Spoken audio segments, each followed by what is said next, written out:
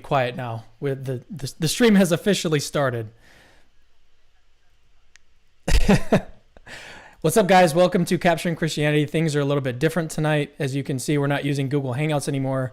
I've got my own stream going, but tonight we're discussing what the proper epistemology is for religion. We're going to be discussing what that term means. If you don't know what it means, then you're probably on the wrong channel. We're talking epistemology, religion, justification, knowledge. Epistemology is basically the study of justification, the study of knowledge. So in other words, we're discussing religious belief and whether it counts as knowledge, or under what conditions it could be said to count as knowledge. My two guests are TJump, as many of you know, and Dr. Trent Dougherty. Tom has appeared on the show before. He back in March, he debated Dr. Josh Rasmussen. These aren't really debates. They're more like discussions, but they were talking about whether or not there's any evidence for God, which is a really interesting discussion. The link to their discussion is in the description of this video if you want to watch it after this one. Tom is an atheist. He believes there are no good reasons to think that God exists. He's debated several apologists and philosophers, religious thinkers over the past few months on his YouTube channel. And the link to his channel, if you want to watch his discussions on his channel, that's also in the description. Dr. Trent Dougherty, he is new to the channel. I hope, is that how you pronounce your name? Dougherty? Dougherty will do. Okay. Okay, Dougherty. All right, that's easier. So Dougherty is a writer and entrepreneur who lives in Waco, Texas, having earned his PhD in mathematical linguistics at the University of Rochester. He has held research positions at Notre Dame, St. Andrews, Oxford, and he retired with tenure from Baylor University in 2018. He has 5 children, and he and his wife make their home next to a ranch where they build trails and cultivate wildflowers. So if you guys are new to Capturing Christianity, I host debates like this or live discussions once a month around there. Eventually, I'd like to do more of these, but that's basically what we do. If you want the link to our past discussions, check the link in the description of the video. It's real easy to find. And with that, let's go ahead and just jump right into the discussion. Let me change scenes here. All right, we are ready to go. So the topic is, again, what is the proper epistemology for religion? So who'd like to go first?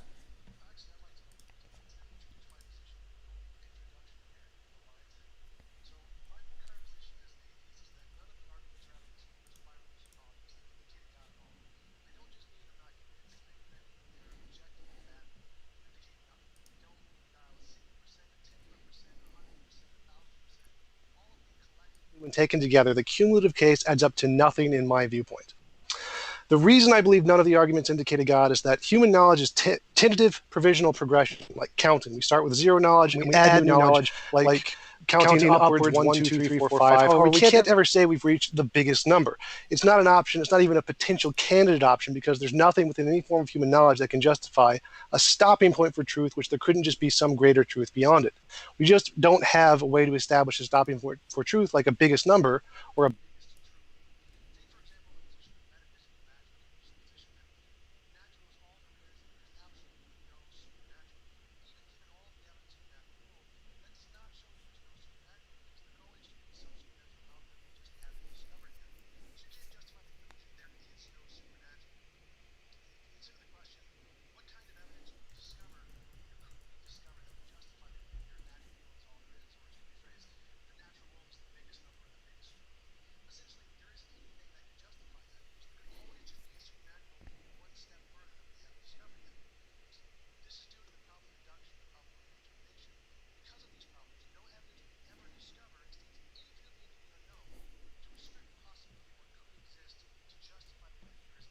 absolutely no supernatural. You could only ever say something like, given what we currently know, there is currently no reason to believe in the supernatural. Use the tentative evidence of given what we currently know to justify a tentative conclusion, there is currently no reason to believe. However, you could not say, given what we currently know, there is absolutely no supernatural, because it's a contradiction.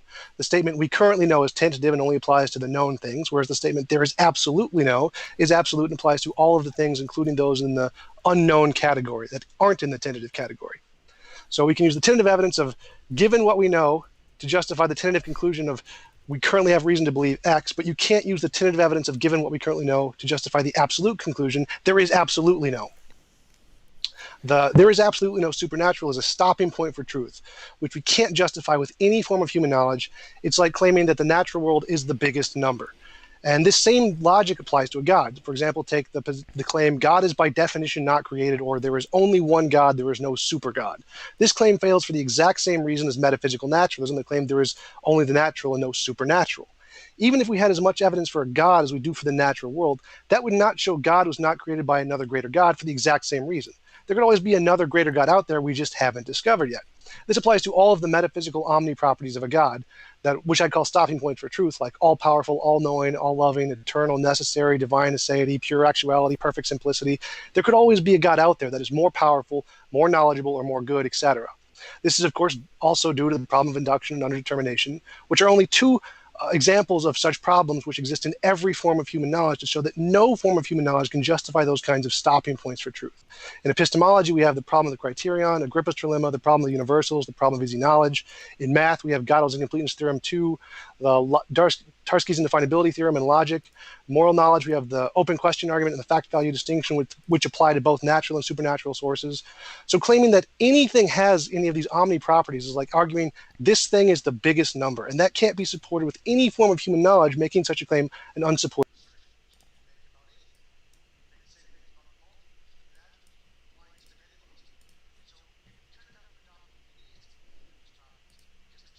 Justified by human knowledge. This is why science and most secular philosophies don't make these kinds of absolutist claims.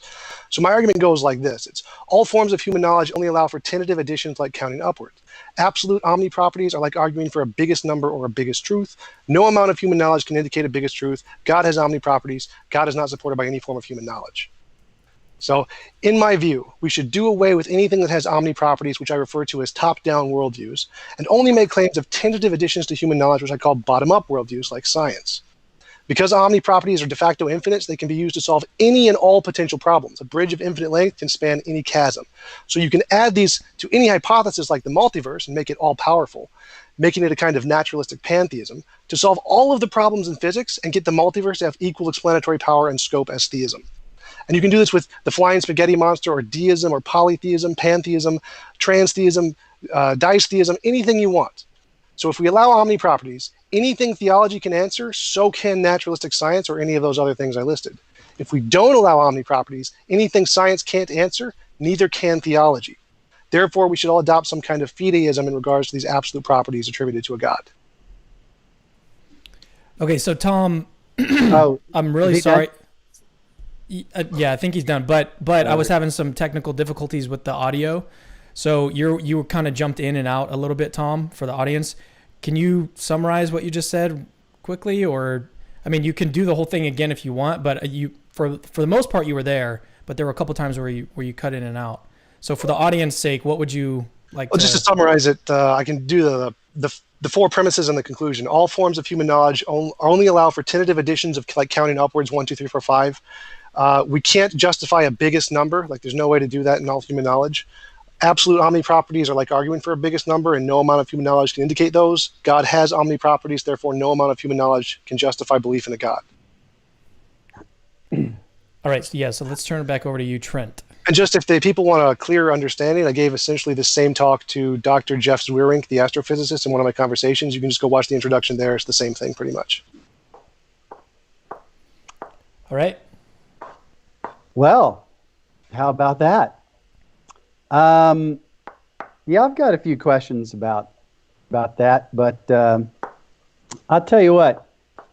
I think it is important to begin at the beginning, and where you start determines where you end up. So I'd be happy to give some of my foundations and fundamental principles, methodological and substantive, along with some examples of things that I think I do know. And I would invite Mr. Jump to follow suit in that, and after my little spiel, tell me some things that he thinks he knows as well as he knows anything else. Because if we have examples of things that we think we know, then we can tell how much common ground we have. And if we don't, well, then that could be a problem. But I will have some some questions about some of the terminology that was used there. So for me, my fundamental starting point is evidentialism. I've always been an evidentialist by nature. I went to the University of Rochester to study evidentialism more intently with two founding figures there. While in grad school, I really sifted through arguments for and against evidentialism that made their way into this book, Evidentialism and Its Discontents. And you might have heard of, readers or listeners, watchers might have heard of W.K. Clifford's statement of evidentialism. It's wrong always and everywhere for any reason to believe anything not on sufficient evidence. Thumbs up, I like it. But I also think, Cameron, that you used the word knowledge, and Tom uses a lot of words, but proof and certainty and all these. I don't think any of these binary notions are very helpful, honestly.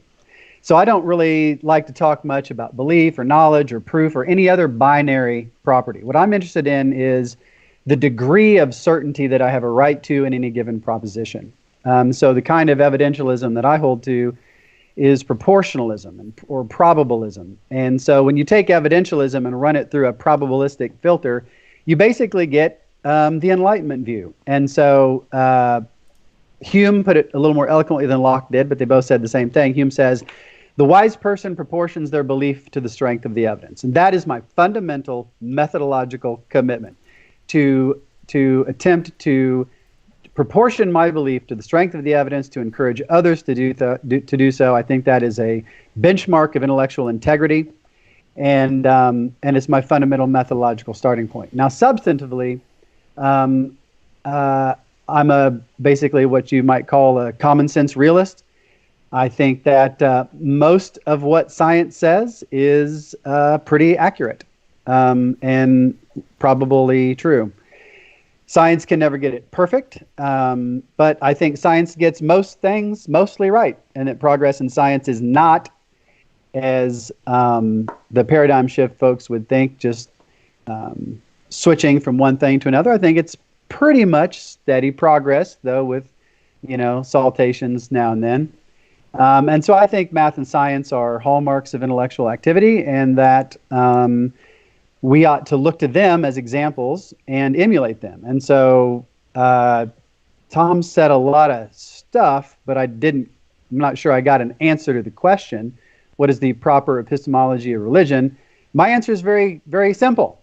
The proper epistemology of religion is exactly that of science, without exception. Not similar, but exactly the same. Because I think the epistemology of everything is exactly the same, and it's approximately described by Bayesian confirmation theory. And that the axioms of standard probability theory, as axiomatized by Kolmogorov or other people, are regulative ideals for degrees of belief. And so rather than try to untangle the stuff from Tom's opening monologue, I would like to actually hear him tell me what are some things that he thinks he knows. Oh, I didn't give my example. So, for example, I'll say I know. I think I know that humans and chimps share a common ancestor. I think I know there are other planets. I think I know that there are atoms and subatomic particles. More importantly, I think it's very probably true that those things exist and behave approximately the way that contemporary physics says they do. I think chemistry is approximately correct in what it says about water boiling and things like that. I think biology is fundamentally correct in what it says about the history of evolution. And I think physics is largely correct about what it says about the atomic world and the subatomic world. And so those are examples of things I think I know. And I'm wondering if Tom thinks he knows those things. All right, I would take the position of confusing the map and the territory. I'd say that those are descriptions of our phenomenological experience of reality, but we can't justify the claim those are in fact reality itself, like a distinction between Kant's phenomenal and noumenal. Like, I would grant that I probably believe that they are reality, but I can't demonstrate or justify that kind of a claim.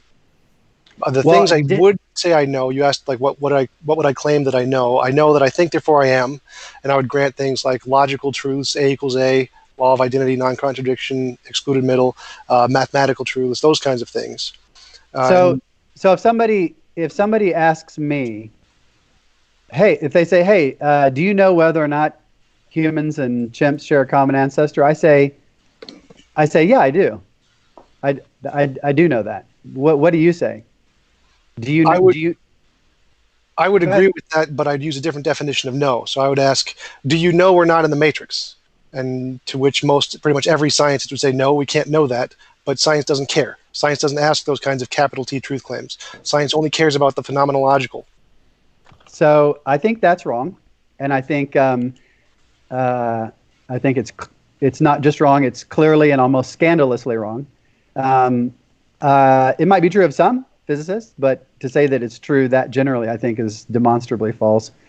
Certainly false of the physicists that I have had physics and philosophy lunches with for, 17 years. It's certainly false of the folks at Rochester, at the Laser Institute there, where they do high energy physics. It's certainly false of the particle physicists at St. Louis University have been influenced by Jaynes. It's certainly false of there's a guy at UT that I know fairly well in condensed matter physics there. It's false for Gerald Cleaver. So I don't think that's largely true. But you're using a lot of terminology that you say things like truth with a capital T and stopping point for truth. And Tom, I got to say, I think you're flying a little high there, man. I think you need to keep it a little closer to the ground. So I'm thinking somewhere in here I've got the School of Athens and Plato's looking up to the heavens. Well, I'm an Aristotelian, man. I'm pointing straight down to the ground. And as an Aristotelian, I think, look, so Aristotle defined truth very simply in a series of monosyllabic terms so everybody could understand them. This is approximately a correct translation. He who says of that which is that it is, or of that which is not that it is not, speaks truth. He who says of that which is that it is not, or of that which is not that it is, does not speak the truth. Or as Mortimer Adler put it, it's just getting your is and your is not lined up. Okay, so truth isn't complicated. It's a very simple concept. It's basically when the subject term of your sentence, the thing that your subject term refers to, has the property that your predicate term refers to. It's just getting it right. So when you talk about stopping point for truth, I literally don't know what you mean. And I'm not trying to be coy. I'm not trying to be cute. I'm not trying to be a smart aleck. It's just stopping point for truth is not a term that I would ever use or think about using, nor is the phrase truth with a capital T. So I just don't know what you're talking about. And it bums me out because it seems like these notions are pretty fundamental to your view, and yet I don't have a clue what you're saying. Are you familiar with Kant's phenomenal noumenal distinction? I am, but why don't you explain it to me? All right, so the noumenal is the way reality really is, and the phenomenal is our appearance of reality, or the model of reality constructed as far as we can tell. Is that a fair definition? I mean, I don't need some German logician, some wordy German logician to explain to me the difference between reality and appearance. I understand that there's such a thing as misleading evidence. Sometimes things aren't as they appear. Sometimes our senses are misleading. Okay, so what? I mean, guess what, Tom? I know I'm not in a matrix. I know that I share a common ancestor with chimpanzees, and I don't need some special cosmic, thing to tell me that. I read Darwinists and I read basic biology. I don't know why we got to bring Kant into it. Yeah, sometimes things aren't what they appear to be, but most of the time they are. Why think otherwise? Why don't you think you're not in the matrix? I think that's crazy. So you said you didn't understand what I meant when I said a stopping point for truth. Well, what I meant was the noumenal phenomenal distinction. That's what I'm talking about. So the reason I brought that up was in order to explain to you what I'm talking about. All right. Well, the concept of a stopping point for truth plays absolutely zero role in my theorizing about the epistemology of anything. Okay. Just zero. I mean, all I care about is about the only word you used that I was able to track was tentative. Now that I understand, because I'm a probabilist. In fact, I'm a radical probabilist. I take a lot of heat Whoa, did you hear that thunder? Holy cow. I take a lot of heat from certain schools of epistemology because I don't believe that I can be certain of anything. Not even I think, therefore I am. Not technically certain.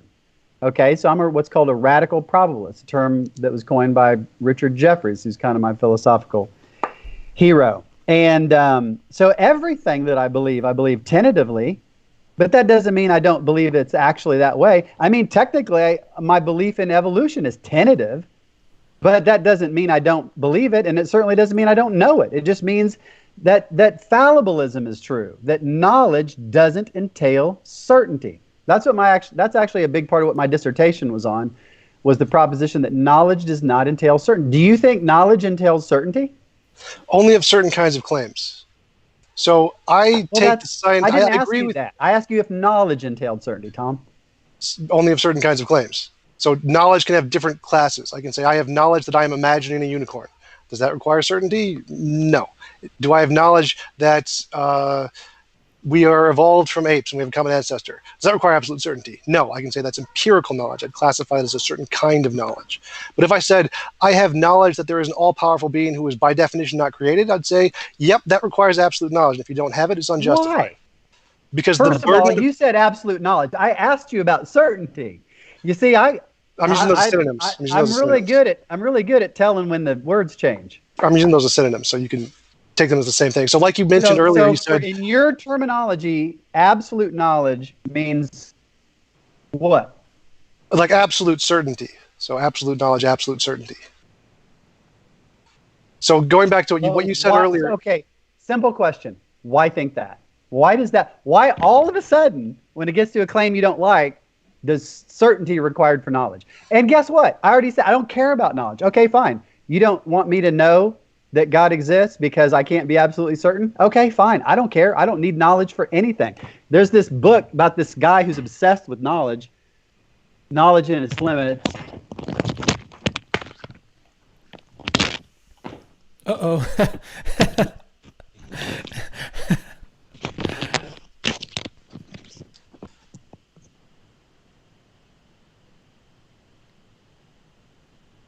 It looks like his video cut out. Yeah. Maybe it's his webcam got disconnected. Oh, Trent. He got a little bit too ambitious. All right. Well, let me just tell you guys that eventually, probably when there's about half an hour left, we're going to do live Q&A. We're going to see if we can make that happen.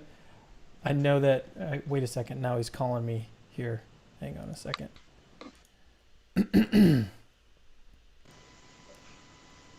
There we go. Now you're back. I'm back. It's the first time I've done one of these things, and the screen on my tablet is like precipitously where it needs to be, exactly where it needs to be. And so if it's tugged on even a little bit, it tips over. I was a little worried it was going to do that. All right. So what book do you have to show us? Knowledge and Its Limits. So there's a group of people that are obsessed with the concept of knowledge. And I took a lot of flack from these people because I just don't care about the concept of knowledge. I don't think it's that interesting. I don't think it explains much of anything. I think that ideal science can completely do without the idea of knowledge or any other binary concept like proof or demonstration or certainty. As I said at the beginning, I'm interested in properties that are graded, degree of belief, and the reason is because evidence comes in degrees. And because evidence comes in degrees, and all I need to know is the degree of evidence to determine the degree of belief I ought to have, I don't need the concept knowledge. I honestly think the concept of knowledge is inert. I don't think it is explanatorily interesting or relevant. So if you want to say that knowledge entails certainty in some categories willy-nilly, well then fine. I don't care whether I know something or not. What I care about is what my strength of evidence is, and therefore what my strength of belief ought to be. And I'm happy to say that I'm happy to defend, that my belief in God ought to be quite strong because my evidence is quite strong, especially the cumulative case of over 24 arguments for God's existence. But that's not what we're here to debate. We're not here to debate that first order question. We're debating a methodological question. And the methodological question is, what is the proper epistemology of religion? I have given a simple answer. It's Bayesian confirmation theory. And my reasoning for that was that it fits with probabilistic or degree theoretic evidentialism. And I think it is the method of science that when you look at excellent cases of scientific inference, what you read off of that is the rational reconstruction of those inferences is essentially what's characterized by Bayesian confirmation theory. So that's my answer. I mean, and I don't need anything about absolute properties, absolute knowledge. I don't need truth with a capital T. I don't need stopping points for truth. I don't need biggest numbers. I don't need any of these things. All I need is a basic notion of evidence and probability theory. Tom, you there? Hold up. He might not even be in the call right now. Hang on, let me get him here. Oh my goodness. Sorry guys, first time stream. Yeah, this is the first time on using Skype, right? Yeah, first time using Skype. Let me get him in here. That he makes that face so often, like I literally thought he was just sitting there making that face. All right, hang on a second. Let me see if I can get him in here.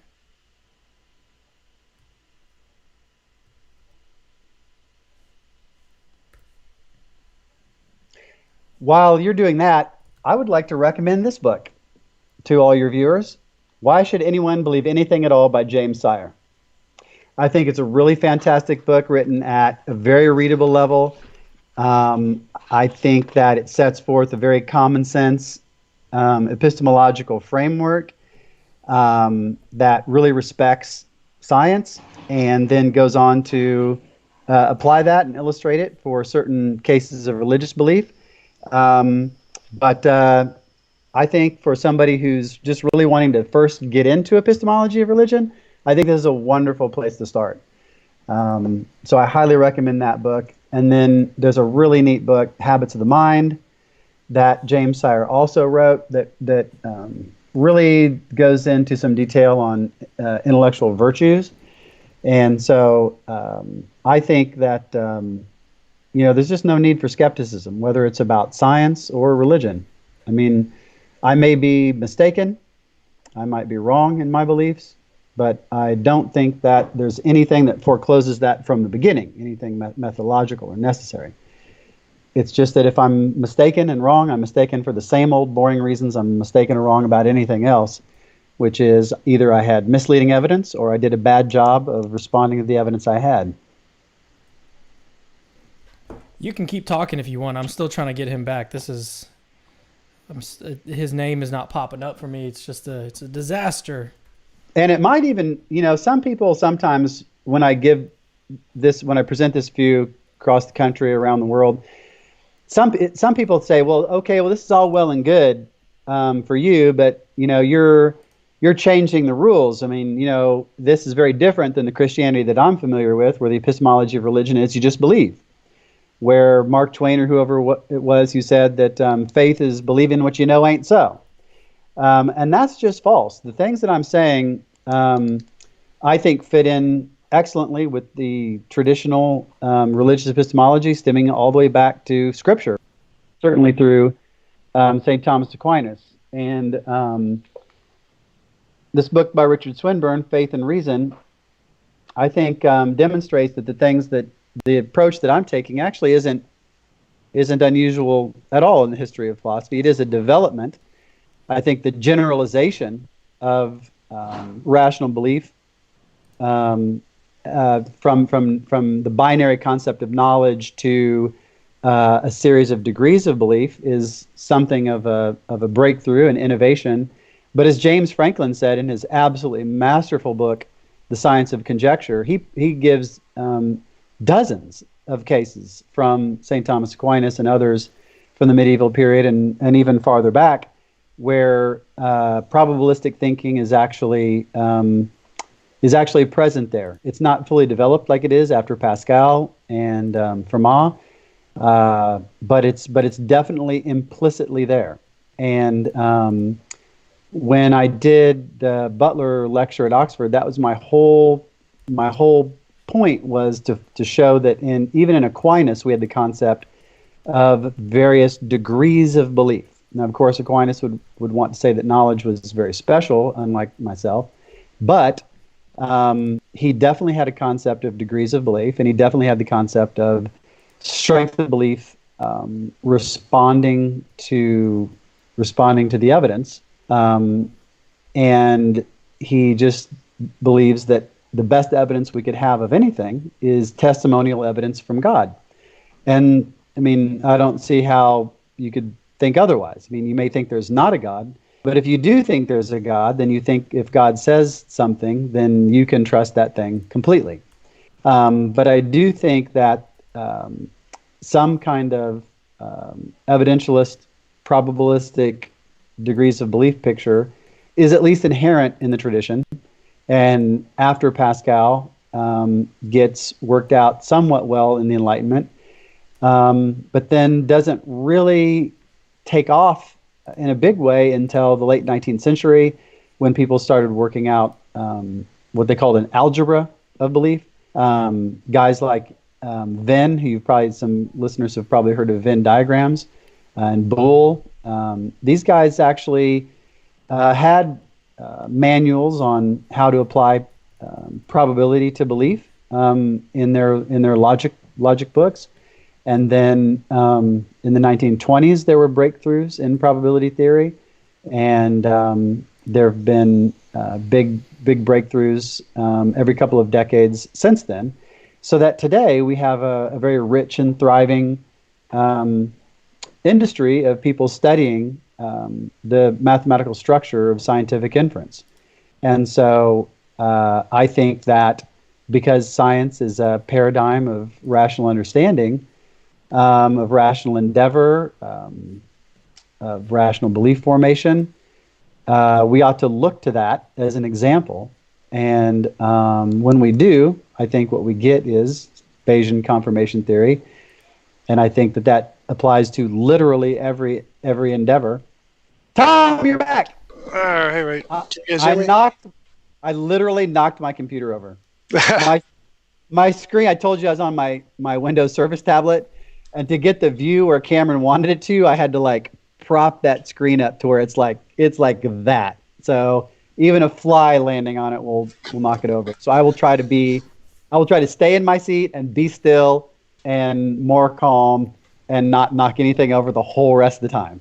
All right, so to pick up where we left off, you asked what reason is there to justify the claim that you need absolute knowledge for claims of what I call stopping points for truth, right? Yeah. All right, so it's what you said earlier, your quote about you must proportion your belief to the evidence. Don't remember exactly what you said, but I believe it was the Laplace one. It's the gist. Right, so if you're making a claim of something being all powerful or uncreated, you need absolute knowledge. Like if I claimed there was a being who knows absolutely everything, then I would need to know absolutely everything to know there's not something he doesn't know. Why I think that is a fallacy. I think that's a non sequitur. I see zero reason to believe that the content, just because the content of the belief has an infinity in it, that doesn't mean the evidence needs to. If somebody tells me that there's a aleph naught number of fundamental particles, I'm going to say, oh, that's an interesting claim. Why do you think that? And then they'll give an argument, and we'll go back and forth. But I'm not going to say to somebody, oh, you postulate, countably many particles. Well, you're going to need infinite evidence for that. It's just an absolute non sequitur to go from an infinity in the content to an infinity in the evidence. It's just an absolute non sequitur. Right, I agree, and that's not what I'm saying. So I'm saying what requires the infinite evidence to say there is an alpha null number of particles, but there is not an alpha null plus one number of particles. That's the claim that requires the infinite evidence, because then you have to take all of the alpha null and then know everything outside of the alpha null and so there's nothing there. You're claiming to have absolute knowledge there and say there is not an alpha null plus one anywhere. That requires absolute certainty. That's an absolute claim. Why? Why does that require absolute certainty? I mean, because it almost sounds like you're saying that the reason why, because sometimes people will say you have to have omniscience to make a negative existential claim, which you really don't. But but I really want to hear you explain this, because it makes absolute zero sense to me that this kind of claim would require some kind of absolute evidence. It's a non sequitur. There's no like law proportioning. There's a law proportioning strength of belief to strength of evidence, but not strength of evidence to like scope of claim.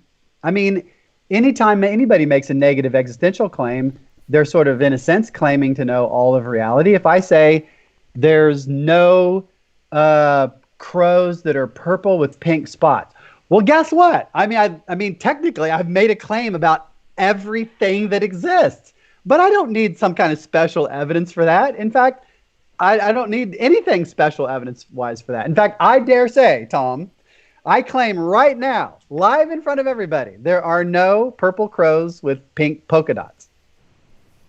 And do you have absolute knowledge of that? I don't know what absolute knowledge is. Then I would say no, you cannot say you have... Right, yeah. No, I don't know. I'm not. I just told you I'm a fallible. Right, so then that would not fit the definition of no I'm using. You have a lowercase k no. You don't have the capital K no. I don't care about the case. Right. At all. And I didn't claim to have it. The question, Cameron's question to us wasn't like, what does it take to capital K no? It was, what is the proper epistemology of religion?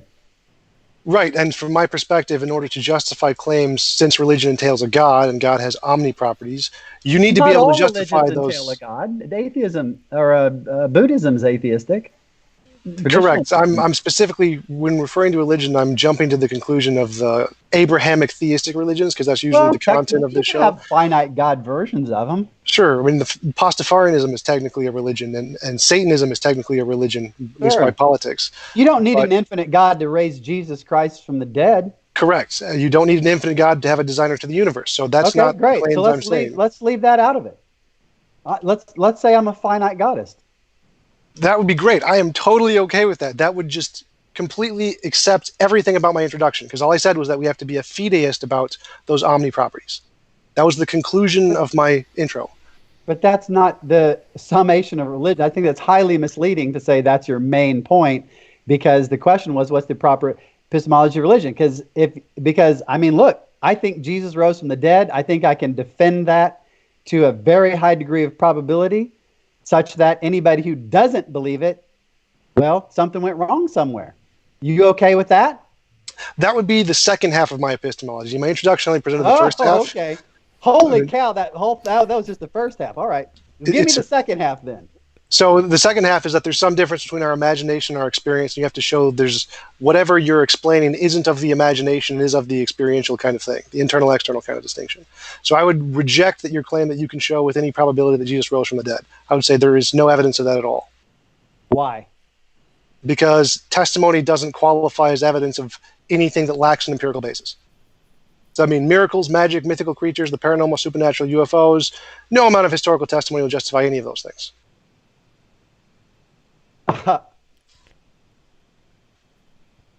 So you know that movie Princess Bride?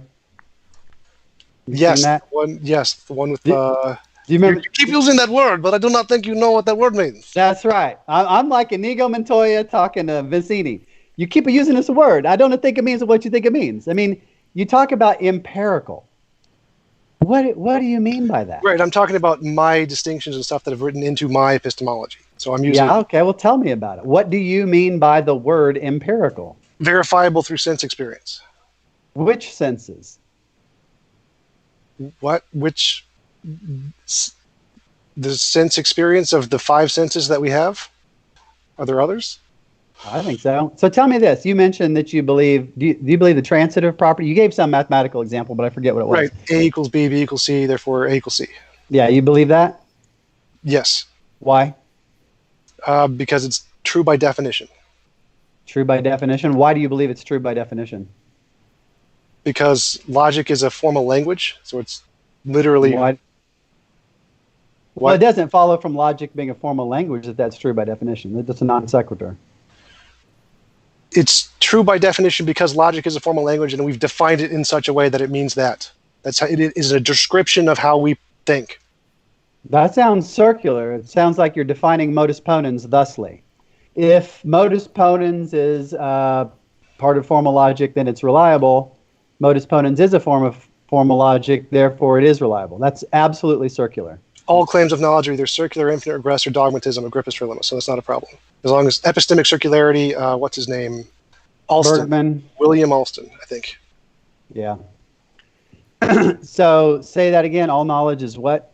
Either circular reasoning, infinite regress, or dogmatism, brute fact. Or dogmatism would entail brute fact and metaphysical necessity. So which of those is the proposition that humans and chimps share a common ancestor? Is that circular, regress, or dogmatic? I'm not sure. I'd have to think about it. Well, we got time. I'd have to take a great deal of time to really process through the information and go through the foundations of science and which one it is. Well, forgive me for saying this, but I think that's a problem with your epistemology that you can't label that. I mean, we're talking about evolution, man. Right. I mean, just to be sure, just to be absolutely sure to get this off the table. Are you a creationist? No. Okay. So, so if somebody asks me, like, what kind of knowledge is your knowledge that humans and chimps share a common ancestor? I just say the regular old kind, the kind that's supported by the evidence that I have. What's wrong? What's wrong with that? As far as I know, there isn't like a regular kind of knowledge definition anywhere in philosophy of knowledge. So there's no like the regular kind. I can't find that in the Stanford Encyclopedia of Philosophy. There's tons of people. That is the main line of epistemology, where people take the word knowledge out of ordinary language. If you go, if you look at Russell, going back to Russell's stuff on knowledge, Ayer's stuff on knowledge, certainly Chisholm, who was my philosophical grandfather, there's a view called particularism, and they start by saying, okay, give me standard examples of things we know. And then we'll take those standard examples and like Socrates in the dialogues, we'll see what they have in common. But the examples they take are examples from everyday life, Tom. They're just ordinary, plain old examples. Right, and Roger Chisholm used this distinction of particularism versus Methodism to outline the problem of the criterion, showing that particularism is arbitrary. You can just pick anything and call that the thing. That is definitely not what Chisholm said. I'm pretty sure he was a Methodist, and that was his conclusion. Why he chose that is definitely false. I would like to challenge him on that sometime. He was not, and he did not. Dean Zimmerman and Rich Feldman, I think it was, or Fred Feldman, did an article on Chisholm's views, I think, in the Stanford Encyclopedia of Philosophy. Dean Zimmerman was Rod's last student, and then my dissertation director, Richard Feldman, was a direct student of Chisholm. And also Richard Fimerton was a student of Chisholm. So I think back to the drawing board on Chisholm there. But certainly the main line of epistemology, I mean, I've got probably 6 feet of epistemology textbooks. And the chapters on knowledge are pretty commonly they say, okay, well, what is knowledge? Okay, what are some examples of knowledge? And they just take examples from science, everyday life, different, areas. There's nothing like magical about it. It's just knowledge. We use that term all the time. I say. So I just pulled up the website. What is epistemic status? The particular's answer to Chisholm seems to take what is the status is weak, being nothing more than an assumption. So it seems like he doesn't really take a high stance of particularism, at least by the article. It's really, his view is probably better classified as a form of reflected equilibrium, because he will say that we have to revise our concepts in light of theorizing. But all you got to do is take his slender little volume called Theory of Knowledge, and he starts out with what are self-presenting properties, and from there he goes up to 13 degrees of positive epistemic status, or maybe it's 6 above and 6 below. But he designates multiple degrees of positive epistemic status based on the strength of the evidence that you get. And his big mentor was C.I. Lewis, who was actually an idealist. But Rod was a direct realist, and he believed that our experiences gave us knowledge about the external world. And neither he nor my mentors nor myself have found any good reason to be a skeptic. I know I'm not in a matrix. Do you know you're not in a matrix? Well, again, I break knowledge into two different categories. There's different kinds of knowledge. I define them differently. So I define. But Tom, in English, I agreed to conduct this discussion in English. Okay, so I mean, we can all make up our own words, but I'm talking about the English word knowledge in the ordinary sense. Do you know you're not in the matrix? The ordinary sense. I don't use that language. So you're making up your own language. I like to identify. There is. I mean, again, I listed the noumenal phenomenal distinction. This is not a hard thing to grasp. There is a difference between these two that is philosophically accepted in the literature. But that whether you accept it or not is irrelevant. The difference between appearance and reality has nothing whatsoever by itself to say on behalf of skepticism, because all it says is the distinction only means this: at any given time, it's possible, in some sense of possible, that the appearance isn't correctly indicating a reality. But so what? So what if there's some possibility that appearance isn't correctly revealing reality? Why care? Why some possibility? There's no need for some possibility to stop me from knowing. Because there are certain kinds of claims that entail that level of burden of proof.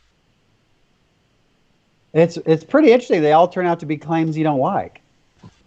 Yeah, like claims that there is an all-powerful, uncreated being. Yes. I didn't make that claim. I don't need that claim. I'm happy with that. That would be good. That'd be great. If we all adopted that, I'd be really happy. If all theists just got rid of that claim, I'd be happy. I'm happy to accept that on the testimony of Jesus and the prophets of the Old Testament and the New Testament and the writers of the New Testament. And I don't need an infinite God to raise Jesus from the dead. Okay, yeah, so going back to that part of the distinction. So I would say that testimony fails for the same reason testimony of homeopathy fails. We know testimony isn't evidence of things actually the way they are in the world, either in the apparent sense or in the capital case sense. So the testimony doesn't justify anything, or as Michael Licona put it, most biblical scholars and historians hold to it that the study of miracles lies outside of the bounds of historian acting within their professional capacity, because testimony can't justify miracles. Why think that? For the same reason, testimony doesn't justify homeopathy or UFOs or aliens or unicorns or mythical creatures, magic, the paranormal, the supernatural, or any of the other things that don't have an empirical basis. Testimony doesn't justify those things. Do you think that testimony can justify a claim that a person was in a certain place at a certain time? Sure, we have empirical basis of people. Not a problem. Great. Well, that's what the apostles testified to. They just testified to seeing certain empirical facts, to seeing Jesus nailed to a cross, to seeing him pierced, to seeing him buried, and then seeing him again some days later. Those are all empirical claims, Tom. Yes, they are, and none of those entail any kind of supernatural anything. Those can all be explained by, none of those are even evidence of any supernatural anything, or a god of some kind, if you don't like the word supernatural. So all of that can be explained naturally, and we have an empirical basis for all of that. So you say, but what you're not saying now all of a sudden is that you can't know it. And that's an important shift, because you're trying to get out of even debating the God thing by saying that you can't have any knowledge of that, any evidence of it. But now in the resurrection case, you're kind of stuck down in the first order world of weighing the evidence.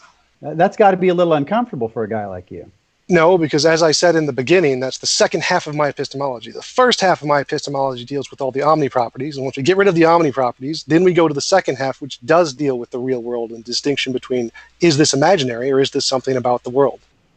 Right, and where we left off was that whereas in the case of some infinite, this literally idiosyncratic view that claims about infinities require some sort of special evidence, that gets you off the hook from even really having to debate about it. But when the claims, as in the case of the resurrection, are just claims about seeing things, seeing a guy here, seeing this happen, seeing him there, and then seeing him there later, those are just standard empirical claims. So Right, there's no I infinite in understand that. that you believe that you got a better explanation, but your like evidence standard shifting thing doesn't apply to those claims. And that's got to be a little uncomfortable for a guy like you. No, because my first half of my epistemology only applies to infinite. So if there's no infinites there, then that wouldn't apply. And my other half of my epistemology would apply. I don't see where the problem here is. Well, but it gets you down in the gutter of actually having to argue evidence against evidence. Which is And totally look, fine. That's the second half of my epistemology. That's what it does. There's no problem with that. I don't see. Well, but here's the thing, that if you do get some evidence that Jesus rose from the dead, because remember, before you said you couldn't have any because of the nature of those claims. Here, these are ordinary claims. And so if you get some evidence that Jesus rose from the dead and that Jesus was God and Jesus is making claims about divinity, then you've got some testimonial evidence about divinity. Because Jesus will claim to have experienced God directly. Okay, you lost me there for a second. So let's go back. We have testimony. Testimony is only reasonable to justify other kinds of testimony. If you want to say that something exists, like miracles, magic, mythical creatures, the paranormal, the supernatural, or UFOs, you need empirical evidence. Testimony, not good enough. You got to give me future predictions. I asked you if testimony could justify claims about people being in certain locations at certain times. And you said, I apologize. Let me clarify that. So testimony in conjunction with empirical basis. It has an implicit empirical basis. If I said I saw a dog, that's reasonable to believe because we have lots of empirical things about dogs that I haven't mentioned in this statement, like their taxonomy, their phylogeny, their chemical composition, training them, what they're allergic to. There's lots of implicit empirical evidence in that word dog. So it's reasonable to believe I saw a dog based off my testimony with addition to the empirical evidence of the implicit empirical evidence of all the things about dogs. If I told you I saw a unicorn, that would not be reasonable to believe because there is no implicit empirical basis for unicorns. So the testimony is reasonable to believe if with conjunction of an empirical evidence. It is not reasonable to believe for things that don't have an implicit empirical basis. That would be what is an empirical basis? Something we can verify, testable predictions, physically interact with, sense perception that we can verify. Science. Do you believe that atoms exist? Yes. Do you believe that quarks exist? I'm not sure if they've been verified, but I'm going to go with yes. It's what gluons are the ones that haven't been verified. So quarks, yes. Quarks are the ones that make up protons and neutrons. What's your evidence that quarks exist? Indirect observation through testable experiment. You've done this? No, I'm just going off of the scientists. Oh, so a testimony is your evidence that there are quarks. Right, purely because I don't have the ability to, but it is in principle possible for me to do so. In principle, possible for you to do what? To do the experiments. I could build a particle collider if I had enough money, and I could do the experiments and verify the results. And but what does it take to verify those results? They don't see quarks. Indirect observation. Indirect observation. Tell me more about this. So we make a future prediction. We say if this thing exists, we're going to see these kinds of results in the future, and if we get the results, it's evidence of the thing we predicted. Well, that's what the early apostles did with the resurrection of Jesus. They verified that Jesus was divine by predicting certain of his behaviors. The fact that he was the Son of God predicts that he would rise again. That he was not definitely predicts that he doesn't. Yeah, and I can predict last week's lottery numbers too, but that's not evidence I got magic powers. That's evidence I can post-dict something. So if you want to say that that's evidence that Jesus actually rose from the dead, I have to, in principle, be possible to show someone raising from the dead. I have to be able to build a raise from the dead collider and show someone can raise from the dead. If I can't, in principle, do that, it's not verifiable. Now it sounds to me, so I just got the galley proofs for an essay on history of philosophy, religion in the 20th century for a book that's coming out on the history of philosophy in the 20th century. And now it just sounds like you've taken a time machine back to the 1920s and it's just plain old logical positivism. No. Nothing I said there was logical positivism. Do you think that the idea that you have to be in principle able to do some sort of experiment seems on really shaky ground? Right. There's certain things that you can know without that entirely, like logical truths, a priori knowledge, synthetic knowledge. You don't need to, or analytic knowledge. You don't need even empirical knowledge. Are you familiar with the actual method of coming to know there are quarks. A friend of mine wrote a book called something like The Existence of the Top Quark. It's kind of and it tells the story of the discovery of the top quark. Do you know how these experiments go? No, but I believe it has something to do with weighing the energy in the particles and adding them up to see if they add up to a certain amount when you use particle collisions. And then watching the properties like the spin and the charge and different kinds of things and how they interact in those kinds of particle interactions. And then doing the calculations and making predictions based off of the mathematical analysis. Predictions of what? Predictions of the kind of energy that you're going to get in those kinds of particle collisions. And how do they measure that? How do they come to know? How do they come to know that those energy levels have occurred? With the particle collider and the energy things breaking off and hitting the sensors on the outside of the Large Hadron Collider. Okay, so what they know are that certain needles move to certain numbers on certain instruments. Right.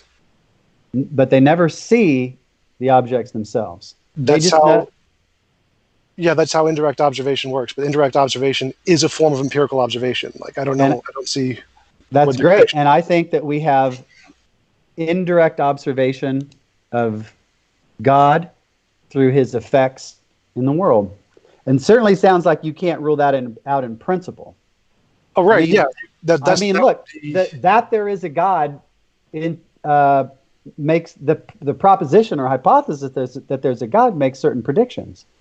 And on my view, most of those more of those predictions are more likely verified than falsified, and some of the observational data are contraindicated by the proposition that there is no supernatural whatsoever.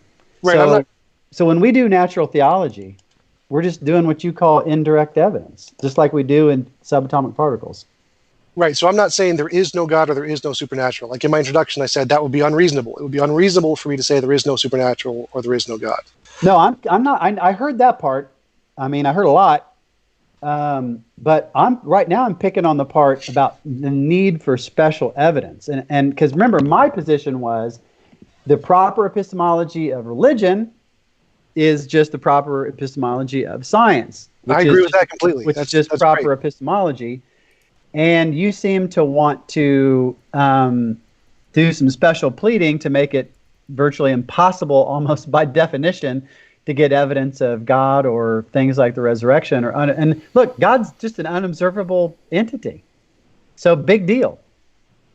That's great. Like if I could pray to a God and have him materialize a gold brick every time, I would count that as evidence of a God. So if you can actually make predictions with the supernatural beings and have it happen, that's good evidence. I will accept that. And a lot of us think that there are plenty of those things that have occurred. Now, what you're doing is, if we want to have a debate about the existence of God, I'm cool with that. If you want to have a debate about whether Jesus rose from the dead, I'm cool with that. But the longer we go on talking and the more we focus on science, the less your whole noumenal phenomenal stuff seems to matter, and the less your whole skepticism stuff seems to matter. It seems to have kind of dropped out of the picture. Correct, because that only has to do with infinites. And if there's no infinites involved, then that part of my epistemology has nothing to do with the question. I mean, that's not a rebuttal to my position. That is exactly what my position is. That part of my epistemology does not have to do with the scientific aspect, which is only about the tentative stuff in our realm. So let's talk about this infinite stuff. So I want to get a little more clear about this claim. So it sounds to me, and I really do want to be corrected if I'm mistaken, because I have no interest in straw man arguments at all. I just really want to, I'm always just very curious when I hear positions that I don't understand. And I would much rather understand a position and know why I believe it or don't believe it than not understand it. I'm just built that way.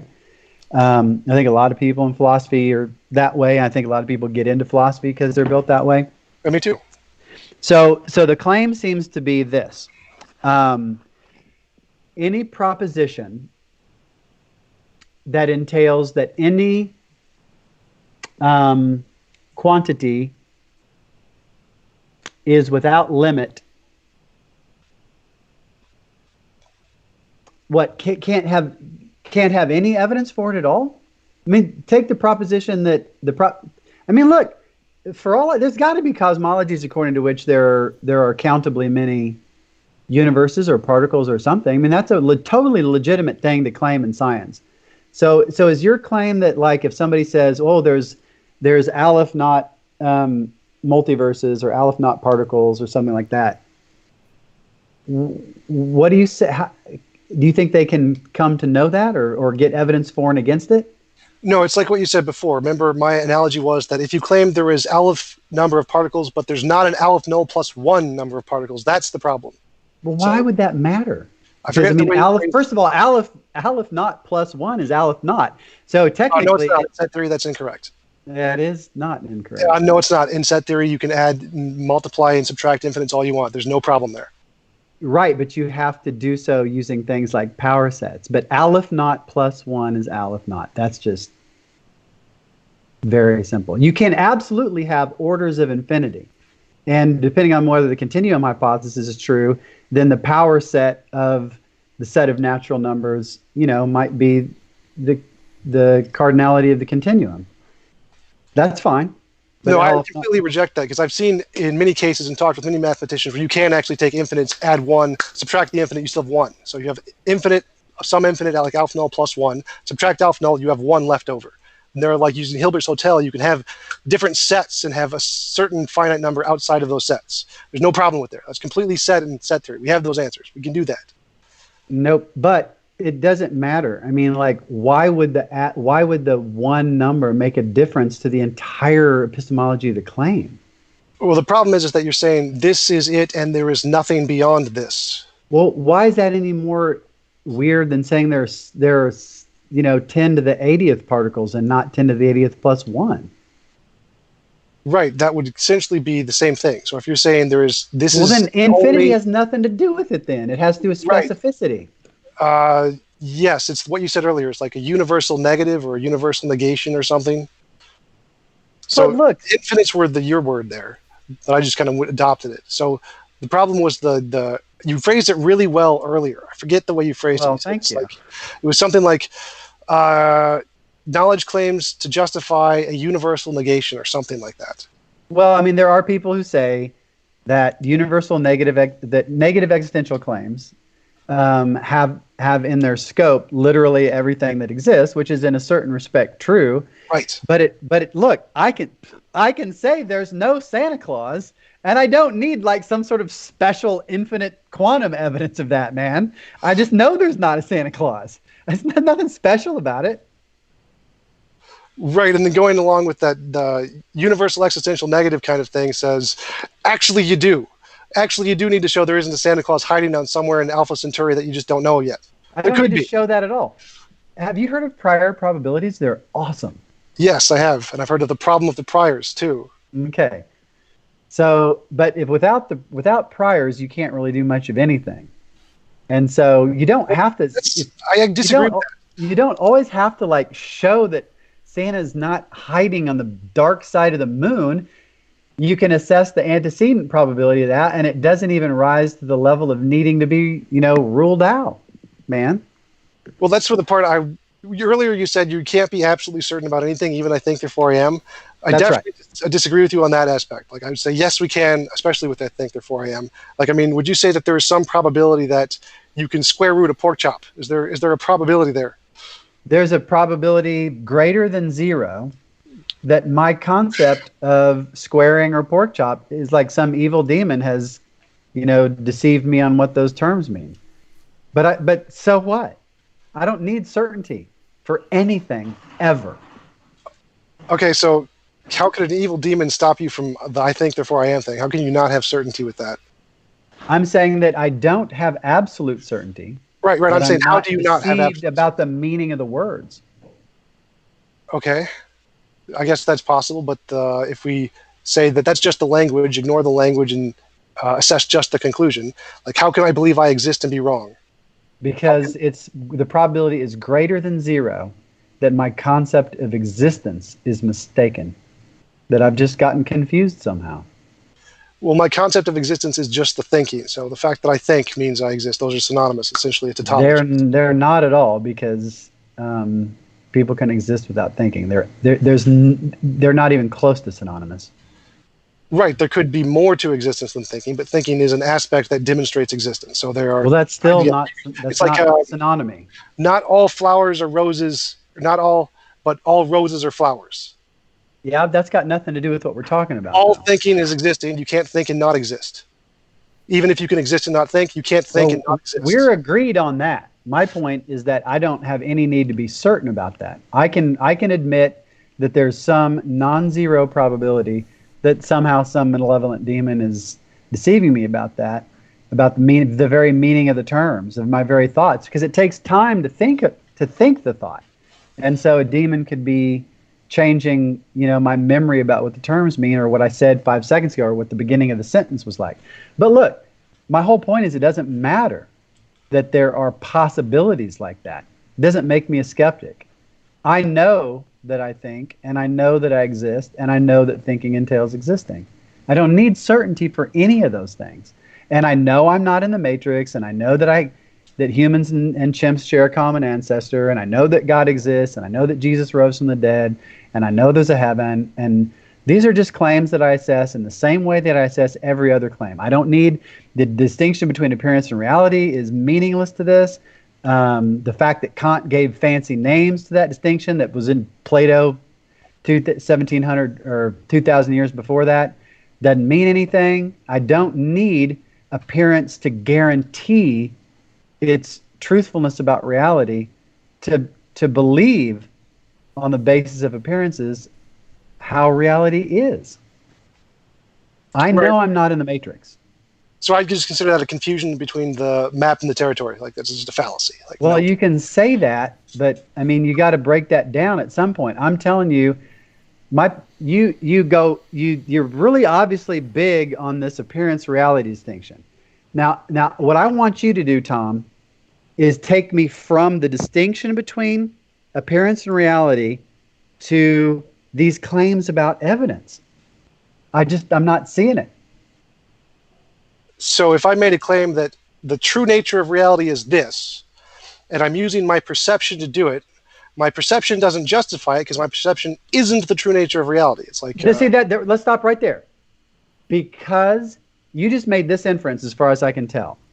Because my experience isn't identical to reality, my experience can't justify reality. I believe that's what I heard, and that is an absolute non sequitur. The devil's in the details, man. How was that a non sequitur? That was just answering your question. Well, my question was, take me from the reality appearance distinction to the skepticism stuff, and what I'm pretty sure I heard you say was that because reality and appearance are distinct, appearance can therefore not justify claims about reality, and that just doesn't follow. So I'm saying it's kind of like the square root in the pork chop. I know you said you don't hold absolute certainty. Well, I do. I have absolute certainty you can't square root a pork chop. And that's fine. Like that, I would hold absolute certainty that our senses, or that we can't justify that our senses are describing reality. We know enough that our senses are not describing reality to justify the conclusion that any conclusions we come through our senses can't be justified to claim to be reality itself. Okay, so we have a conclusion. The conclusion appears to be that sense perception cannot justify claims about reality. Yes. But you said earlier you believed that humans and chimps shared a common ancestor and things like that. Right, so sense perception can justify claims about apparent reality, the map. We can use our sense perception to describe the map. We can't use it to describe the territory. Are you familiar with the map-territory distinction? Yeah, I know the difference between a map and a territory. So but I don't think it has any significant implications whatsoever, because the map is basically what you're saying is all we can know from experience is what experiences we have. And I'm asking you, why do you believe that? That's just plain old boring skepticism. Why believe skepticism? Give me an argument for skepticism. Right. So the only thing our experience can tell us is what experience we have. I mean, that's literally what they are. Yes. The experiences we have. That's what they are, but they can do more than what they are. It doesn't follow from what they are that they can't do more.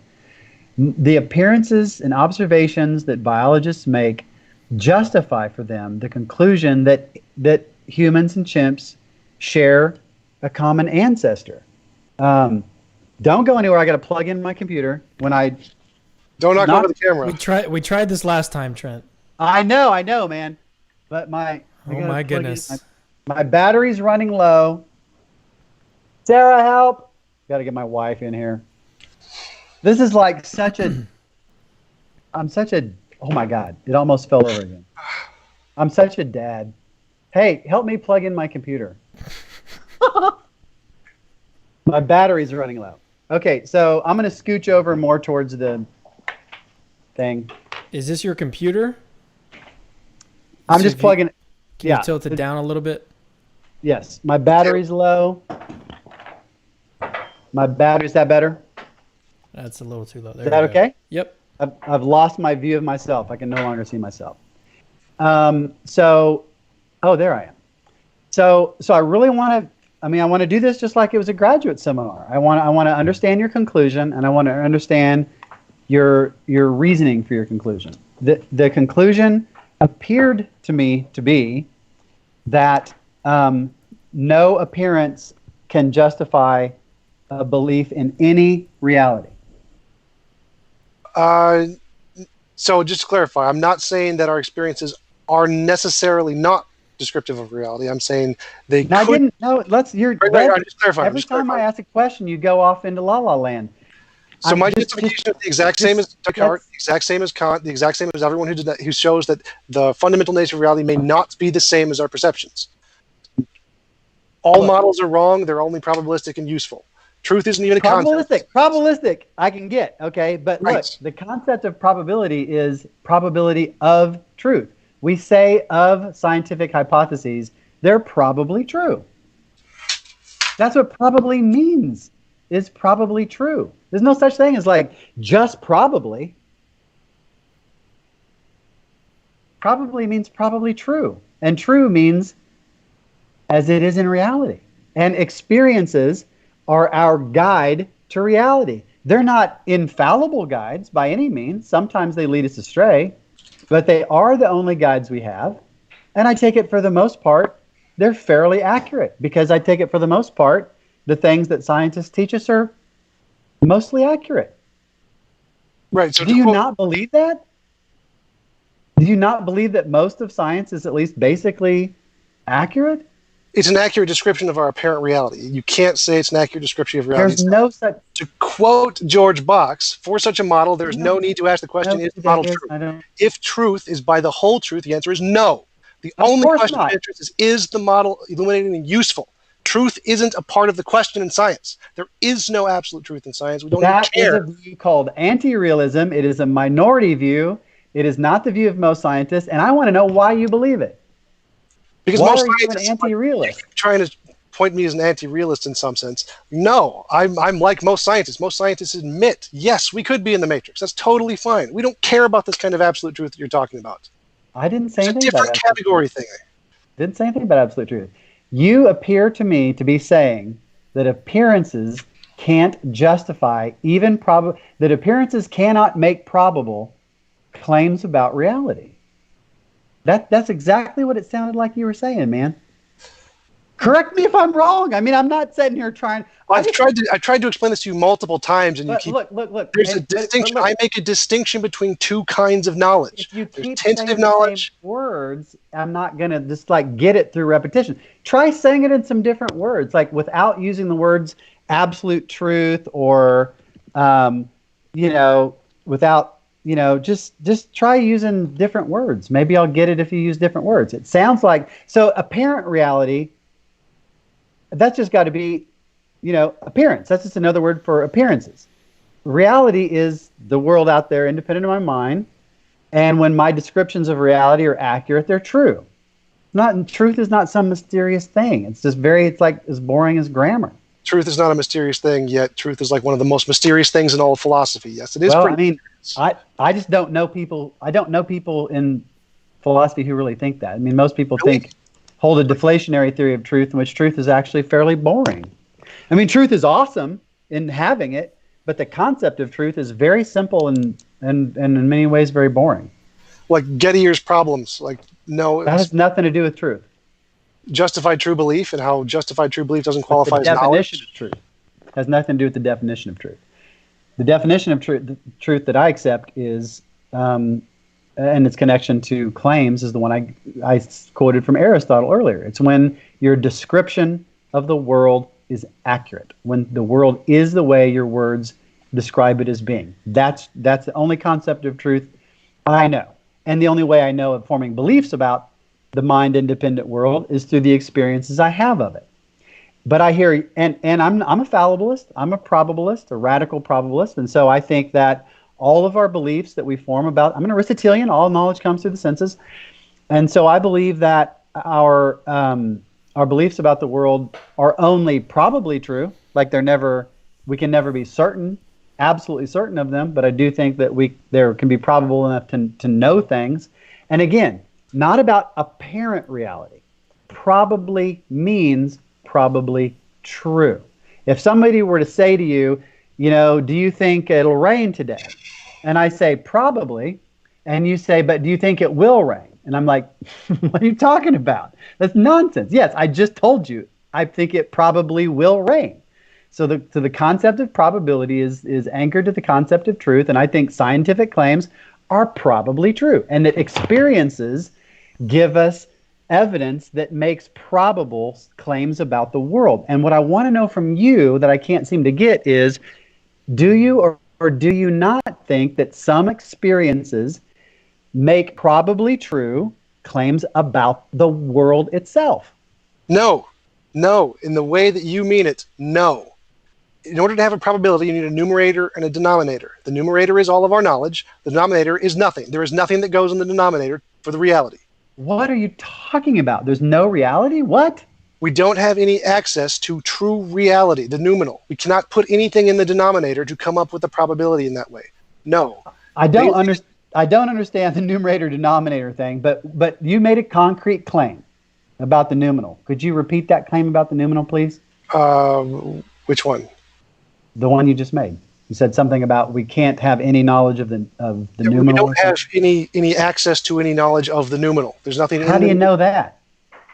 Because all of the excess of knowledge we do have, we know doesn't work to do that. There's lots of problems in philosophy that show it doesn't work, like the problems indicated by Descartes, and the problems indicated by the problem of the criterion. Descartes didn't think that. Chisholm didn't think that. I asked you why you think this, and you name problems that don't have anything to do with that. Except they do exactly say that. This is the noumenal distinction. Descartes shows we can't have absolute certainty. We don't have the reality. But nobody said anything about absolute certainty. That's exactly what I'm talking about. You're asking about my position, which is probable truth. I was asking you how we can have, if you thought we could have probable cause. My answer was no, because you need absolute certainty. You need something in the noumenal to put in the denominator to get a probability, and you don't have it. But why think you have to have something certain to get something probable? Why think that? Because you need something from the noumenal to compare the numerator to, our knowledge. You've got to compare it to something with the denominator being something in the reality itself, which we don't have. And I'm saying I don't see any reason at all to think that what you just said is true.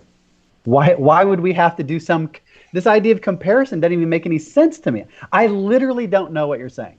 It makes it's like 'twas brillig and the slidey toves did Gyre and Gimel in the wave. I mean, you're talking about numerators, denominators, comparing reality with reality.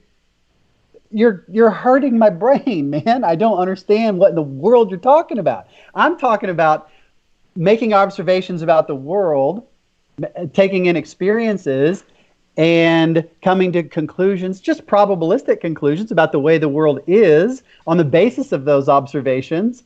That seems pretty simple. And I can't even get you to go in for that. Could we be in the matrix? Yes or no? Yeah. What do you call that? What do I call what? We could be in the matrix. I call that there's a probability, there's a chance we're in the matrix. So we can't be certain we're in the matrix. Right? Okay, yeah. So we're going to classify that. We're going to put that in a box and say all of those kinds of certainty claims, those are now in a category. We're going to give it a name. I'm going to call it the noumenal. Certainty. The noumenal is, you use the word noumenal to refer to certainty claims? I can call it bubbles. Don't care. We're going to call all of those kinds of claims about could we be in the matrix? And if the answer is yes, we can be wrong. That's not a claim. That's a question. All of the kinds be in the matrix is a question, not a claim. all of the You are kinds of losing claims me, that can man. be in the matrix and be wrong because we're in the matrix. We're going to put those claims in a box, and we're going to call that box something. I still don't even understand what kind of claims you're talking about. Tell me just Any claim that we could be wrong about, ever, about anything. Any claim that we could be wrong about. So why don't we just call those the fallible claims? Okay. And that's what most people call them. Okay. All right, so we're going to put those in one claim, and then we're going to put the infallible claims in another one. We're going to call them the infallible and the fallible. And I'm going to chuck those out the window because I don't care. That's the same distinction I've been talking about the entire time. The numinal and phenomenal. The infallible and phenomenal is numinal. a metaphysical distinction. Certainty and uncertainty is an epistemological distinction. They are worlds apart. Great. I'm going to combine the two and put them in, say, the same categories. So we have that's just like an admitted confusion then. You can't just put them in the same category when they're different. Keep trying to say, use different words to try and explain the concepts here. And that's what I'm doing. I'm trying to make a comparison here to try and explain this to you. It shouldn't be too hard. Most people get it pretty quickly, including philosophers. So well, they might appear to, but that isn't an infallible guide to reality. If we could be wrong, and that kind of a claim that we could be wrong about is in the fallible claim. And if there's a kind of claim that we can't be wrong about, that would be the infallible claim. So here's the argument I think I'm hearing.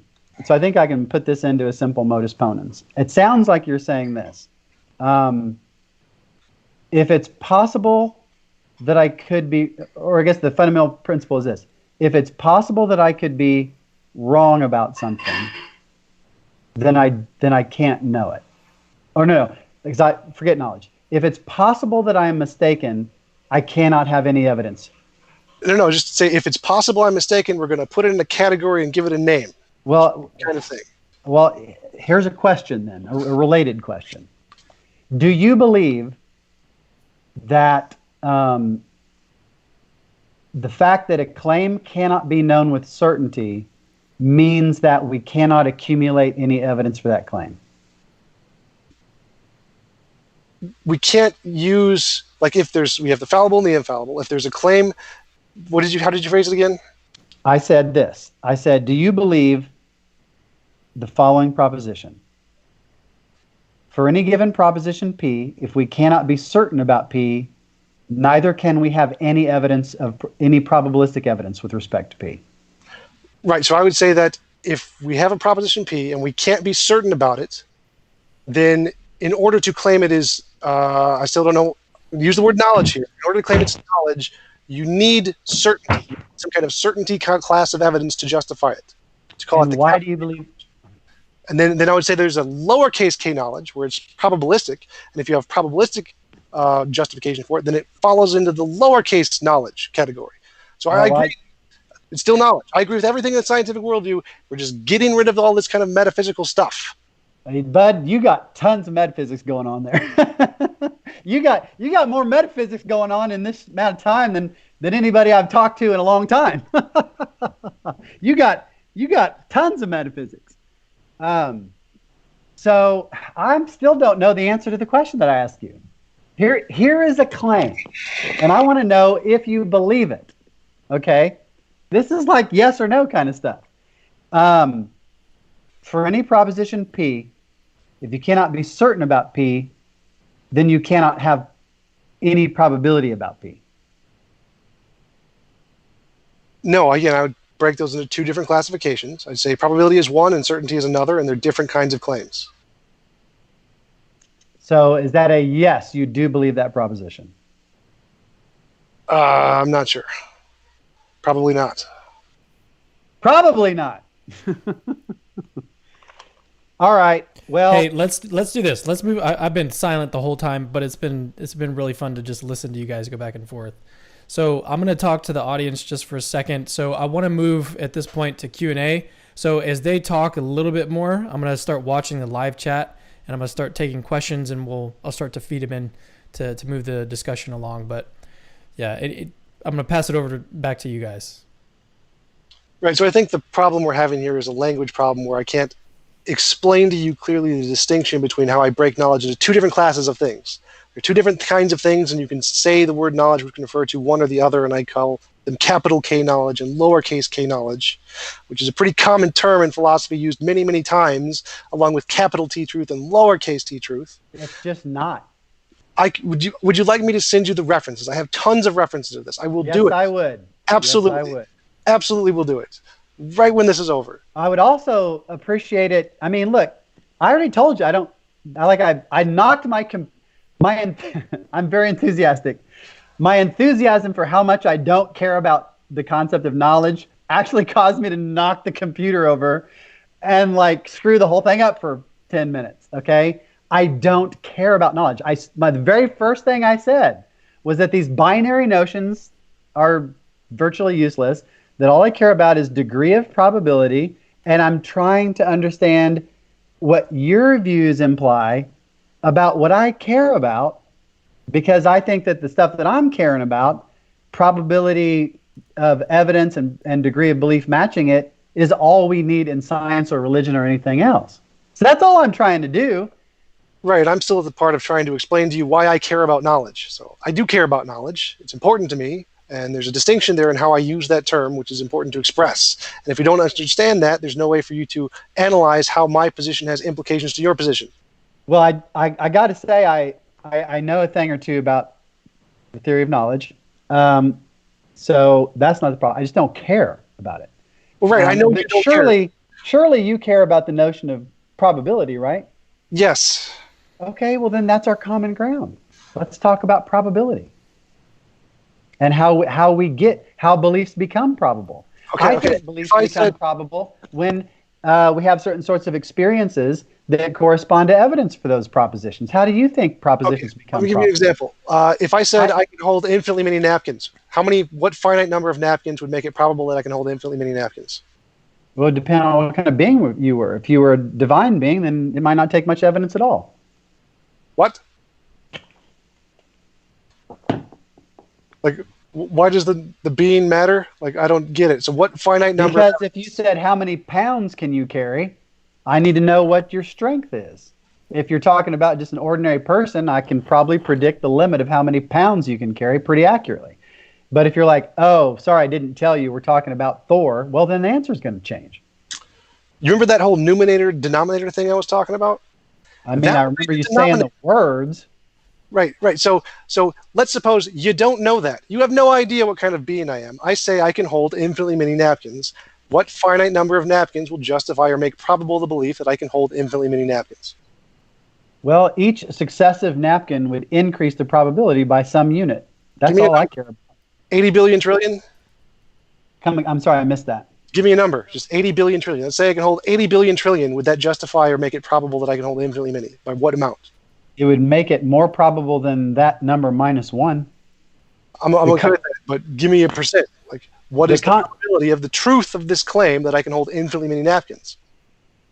That would depend upon the priors, which would depend upon what kind of being you were. Which you don't know. You don't have that information. It's literally, utterly unknown?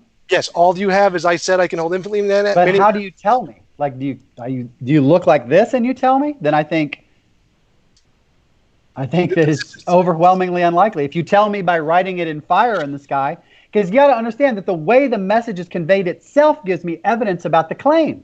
Right, and you don't have that either. All you have, the only pieces of information you have is that I claim I can hold infinitely many napkins, and I'm holding a certain number of napkins. How did I learn that you claimed this? That I read no it idea. You don't have that information either. You don't even remember it. I'm the Descartes demon. I just wiped it from your memory. You only have these two pieces of information.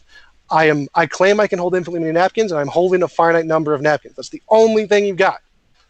Well, then I wouldn't even be able to have the thought because... Bingo! Wait. You wouldn't be able to... There's no bingo. Yeah. Go back. So you have two pieces of information. There. You have two pieces of information.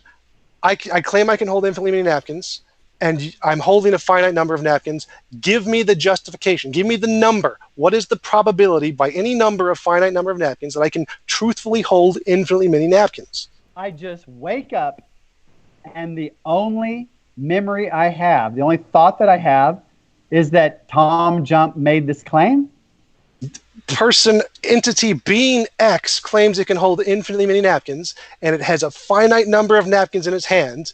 give me the probability based on any number of napkins that it is true that it can hold an infinitely many number of napkins. You can't do it, can you? There's nothing you can do. If you don't have a denominator, there's nothing. Hey, Tom, does x squared equal y? Huh? Does it? It can. It's possible. Gotcha. You can't tell me, Right. can you? Right. Bingo. That's the Bingo. entire point. Yeah, bingo for me, because you just granted everything I just said. The numerator, my entire analogy of the numerator and the denominator, you need to have information. What? I can't. I said I'm nice that way. I like to make people happy. Can you turn your volume up a little bit? Turn my volume up a little bit? Yeah. I'm having a hard time hearing you. Move close to your mic or something. Well, I think it's right here. Oh, okay. I think this is my mic. Yeah, you're sounding a little quiet for some reason. Well, that would be unusual. I can hear him pretty well. So let's move to questions. We're at the 9:30 mark. So let me just get to this question here. This one's from Josh Brister, Apologist Supreme. He says, can you ask TJump how his philosophy is livable? I guess that's directed to you, Tom. Yeah, it's just as livable as anything else in science. Like, if you imagine a kid playing a video game, you can play the video game without knowing what made the video game. You just not even relevant information. All right, this one is for Trent. It's from the Truist. He says, if your God is unobservable, how do you justify claims of observing it? Same way I do with atoms. Okay. Make predictions, make observations. All right, this one is from Kyle Alexander. I like the Truist, though. That's a really cool name. The Truist. That's very cool. This one is for Tom. Is it possible for you to be wrong about your claim that we can't know about the nominal? Absolutely. There could absolutely be a way that we could discover that could give us information about the nominal that we don't have yet. Trent, did you want to come back on that at all, or? Well, I mean, it sounds like he knows an awful lot about this thing that nothing could be known about. That's a little curious to me. I would love to know how somebody can know so much about something so unknowable. That's a little bit of a puzzle. Because the only thing I've got, the only hypothesis I've even got, is that he subscribes to a proposition along the lines of no appearance can justify any reality claim. That's just like, forget it. Well, I think that napkin analogy is really the closest we got to what my position is, and you seem I hope not. You seem to pretty much accept it once you got that napkin analogy, because if that's an What I accurate accepted was that you didn't give me enough information to take a judgment. exactly, that is my position. Bingo. All right. Okay, let me move on to another. I'm just trying to copy this thing over. It's not working. All right, let me just move on here. So this one is another one for Tom from Sergeant Slaughter. Isn't the claim we must have infinite knowledge for any claim about infinity self-defeating, since that claim applies to an infinite many of claims? No, triangle has to be Bingo! sides. No, the triangle has to be sides. That statement is not itself a triangle because it doesn't apply to itself. It's like the analytic-synthetic distinction. A.J. Ayer answered this question already in the empiricism. He said, no, it's the verification is not self-defeating because verification is definitional because of the analytic-synthetic distinction. That was not where he ended up on that. I literally just wrote a chapter on this, and he did abandon. He admitted a lot. As soon as I just got the proofs for the chapter. When it finally comes out, I'll let Cameron post it. Well, I know he abandoned it, but that wasn't the reason why. Okay, let me move on to the next question here. This one I think is going to go back to Trent, and then you guys can go back and forth on it. This one is from Matthew 1. The question is, why can't we know that God exists through experiencing the beauty of nature? Well, I think we can. I mean, but I think it's I think that is it's like kind of like a direct experience of God. I do think that an inference or an inferential process goes on in the mind. The mind's often making sort of unconscious inferences. I just wrote about that in this book, which is a really awesome account of the use of evidence and evidentialism. So I just wrote about this concept of unconscious inference and immediate inferences, and I do think that I absolutely think you can know that God exists just in virtue of experiences of nature. I got a story about how that happens in a paper called something like Reforming Reformed Epistemology or something like that. Tom, what are your thoughts? No, beauty can't indicate that there's a God any more than hunger can indicate there's a God, or itching, or hairiness. No. I think all of those things indicate to some degree that there's a God. Because itching is a conscious state. I think every conscious state is some evidence that God exists. Yeah, I agree with most physicists and naturalists and scientists to say nope. It is not the case that most physicists think that. Physicists think what? That most physicists don't think that consciousness, or at least I couldn't tell if you're saying that there's no consciousness or that consciousness doesn't indicate God. I think he's trying to say that.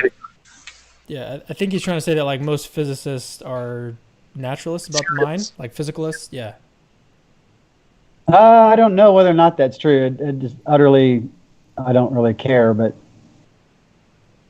Yeah, so I think. But I mean, look, there's a lot of position. freaking theists in that. I mean, there's a lot of theists in physics. In fact, what's interesting is that the more fundamental a science you get to, the more theists there are.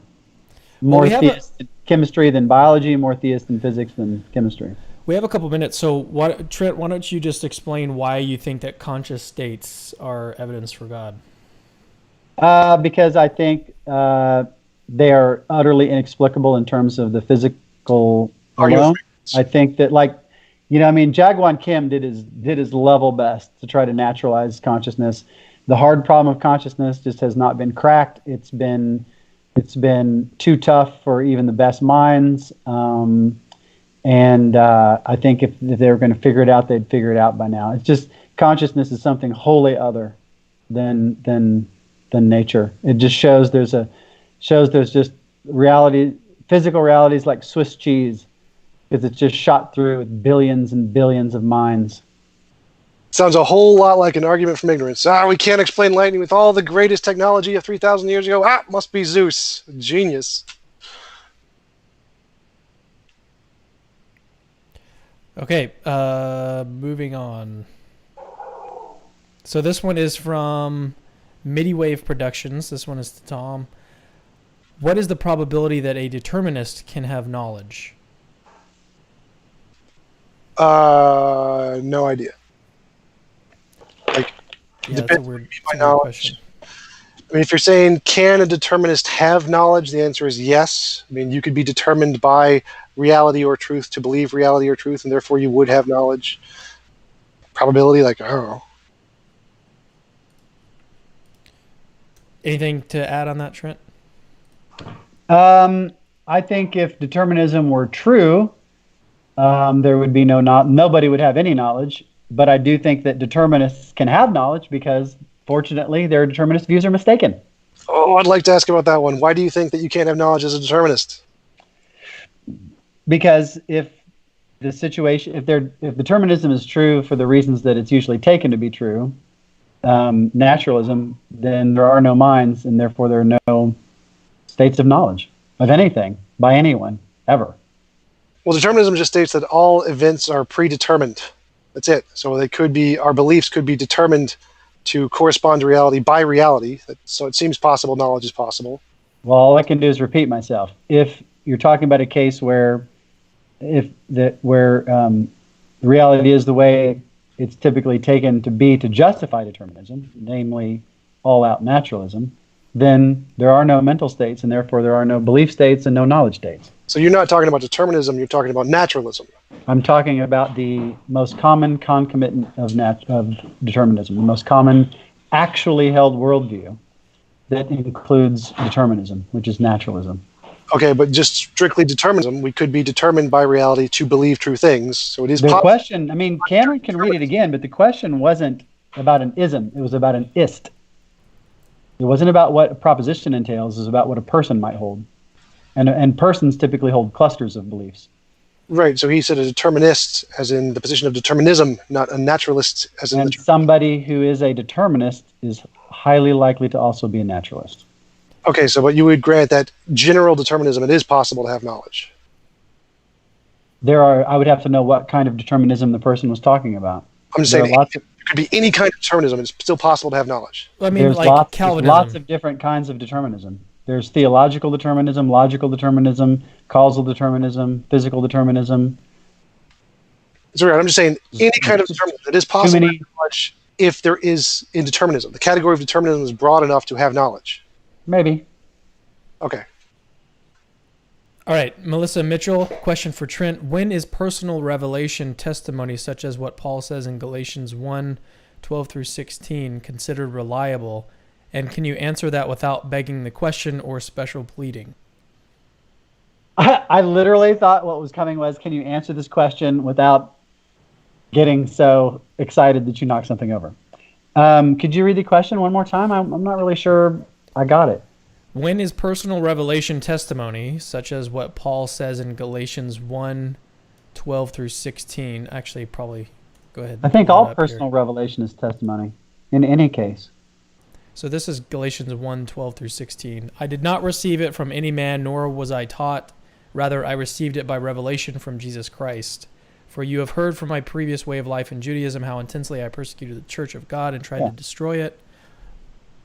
Yeah, the testimony of Jesus. Sounds like to me. What was the first part of the question? So the question was, when is personal revelation testimony, such as what Paul says in Galatians 1? And my answer was always. And the example that was given there, Paul's just saying, I did not receive this testimony from mere men. I received this testimony from Jesus himself. That's awesome. But it's still testimony. I think by testimony, they mean evidence, like kind of like eyewitness testimony. It seems like she's asking about she's asking like Holy Spirit type personal revelation. Yeah, I think. Look, I've got a essay on this in a book called something Evidence and Virtue, edited by Tim O'Connor and Laura Callahan. And the second half of the essay actually specifically talks about the testimony of the Holy Spirit.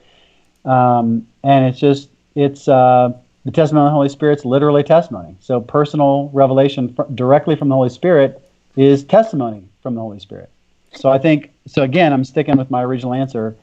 All personal revelation is testimony, no matter what its source. Some testimony is really special. I mean, Locke and Aquinas are actually of exactly one accord on this, that revelation is essentially just the testimony of God himself. Pretty special testimony, but it's still a form of testimony. So what do you think about that, Tom? Well, I mean, I would agree that personal experience is absolutely a form of testimony, but I think my interpretation of the question was that when is personal revelation like a form of reliable evidence that would be accepted in a court of law kind of a question? That's what I thought they were saying. She didn't say anything about court of law. Right. She said consider reliable.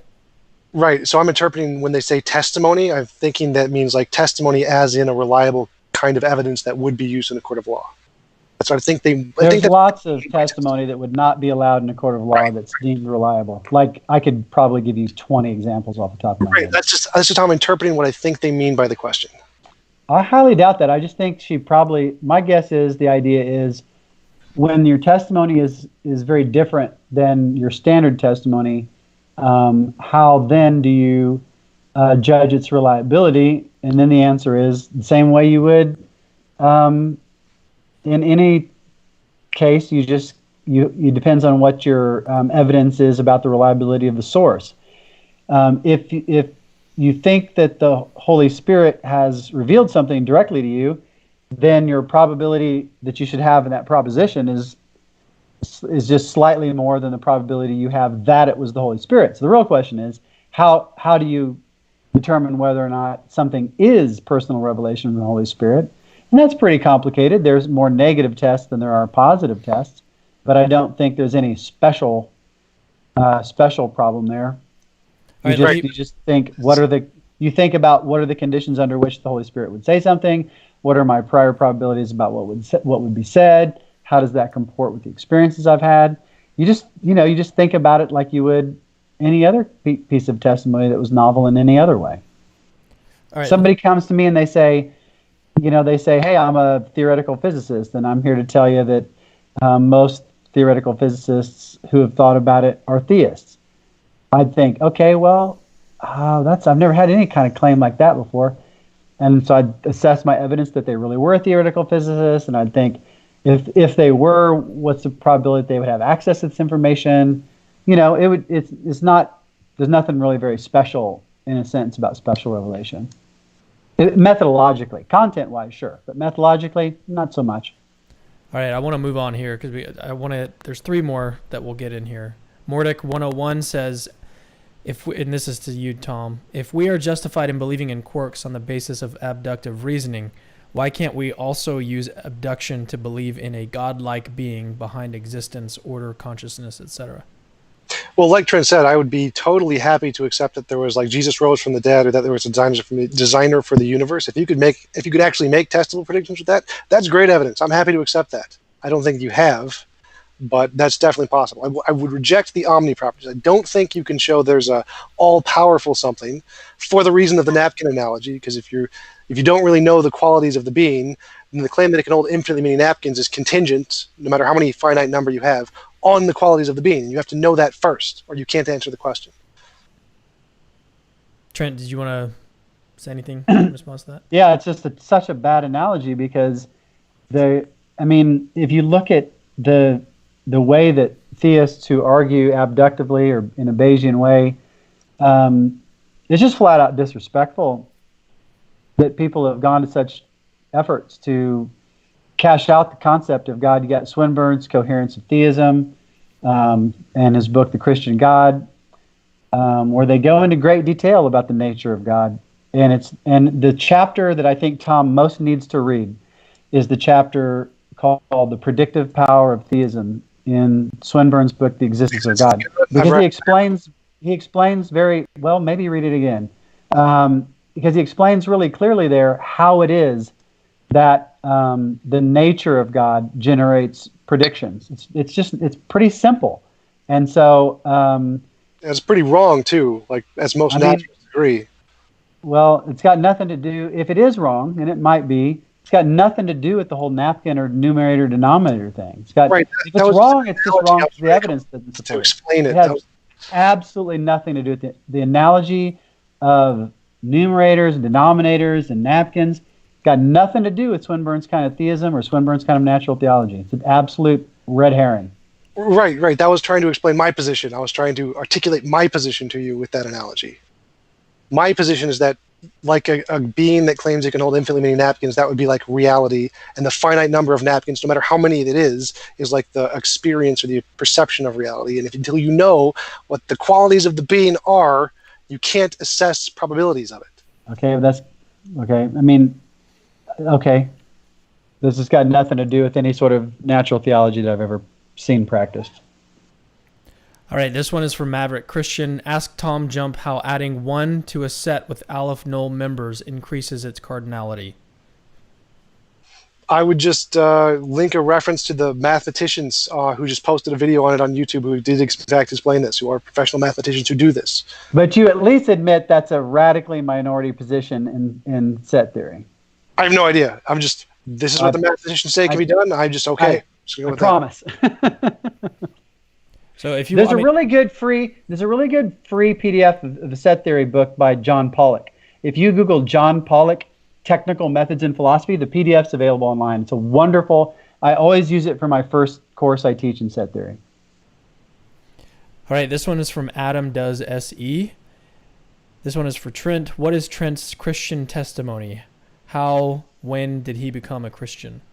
So I got born again when I was 16. I was, by 16, a burned out party boy, raised what I call pessimistic agnostic. My parents didn't know whether there was a God, but they sure hope not. And that was basically my position. I was tall for my age, gregarious, got into a lot of partying with college kids when I was like 13, 14, 15. It was crazy. So I got born again, came forward an altar call when I was 16. Very precocious, asking a lot of questions, very curious. Then by 18, I was a ordained Southern Baptist minister. went to Liberty University Seminary. After that, then went back and just gradually sort of got really interested in history and ended up becoming Episcopal, looking at Eastern Orthodox Church, became Roman Catholic, but was evangelical for a really long time. And so it was just basically straight old, good old-fashioned preaching the gospel that I heard for the first time. And I was like, wow, this is nothing I've ever heard before.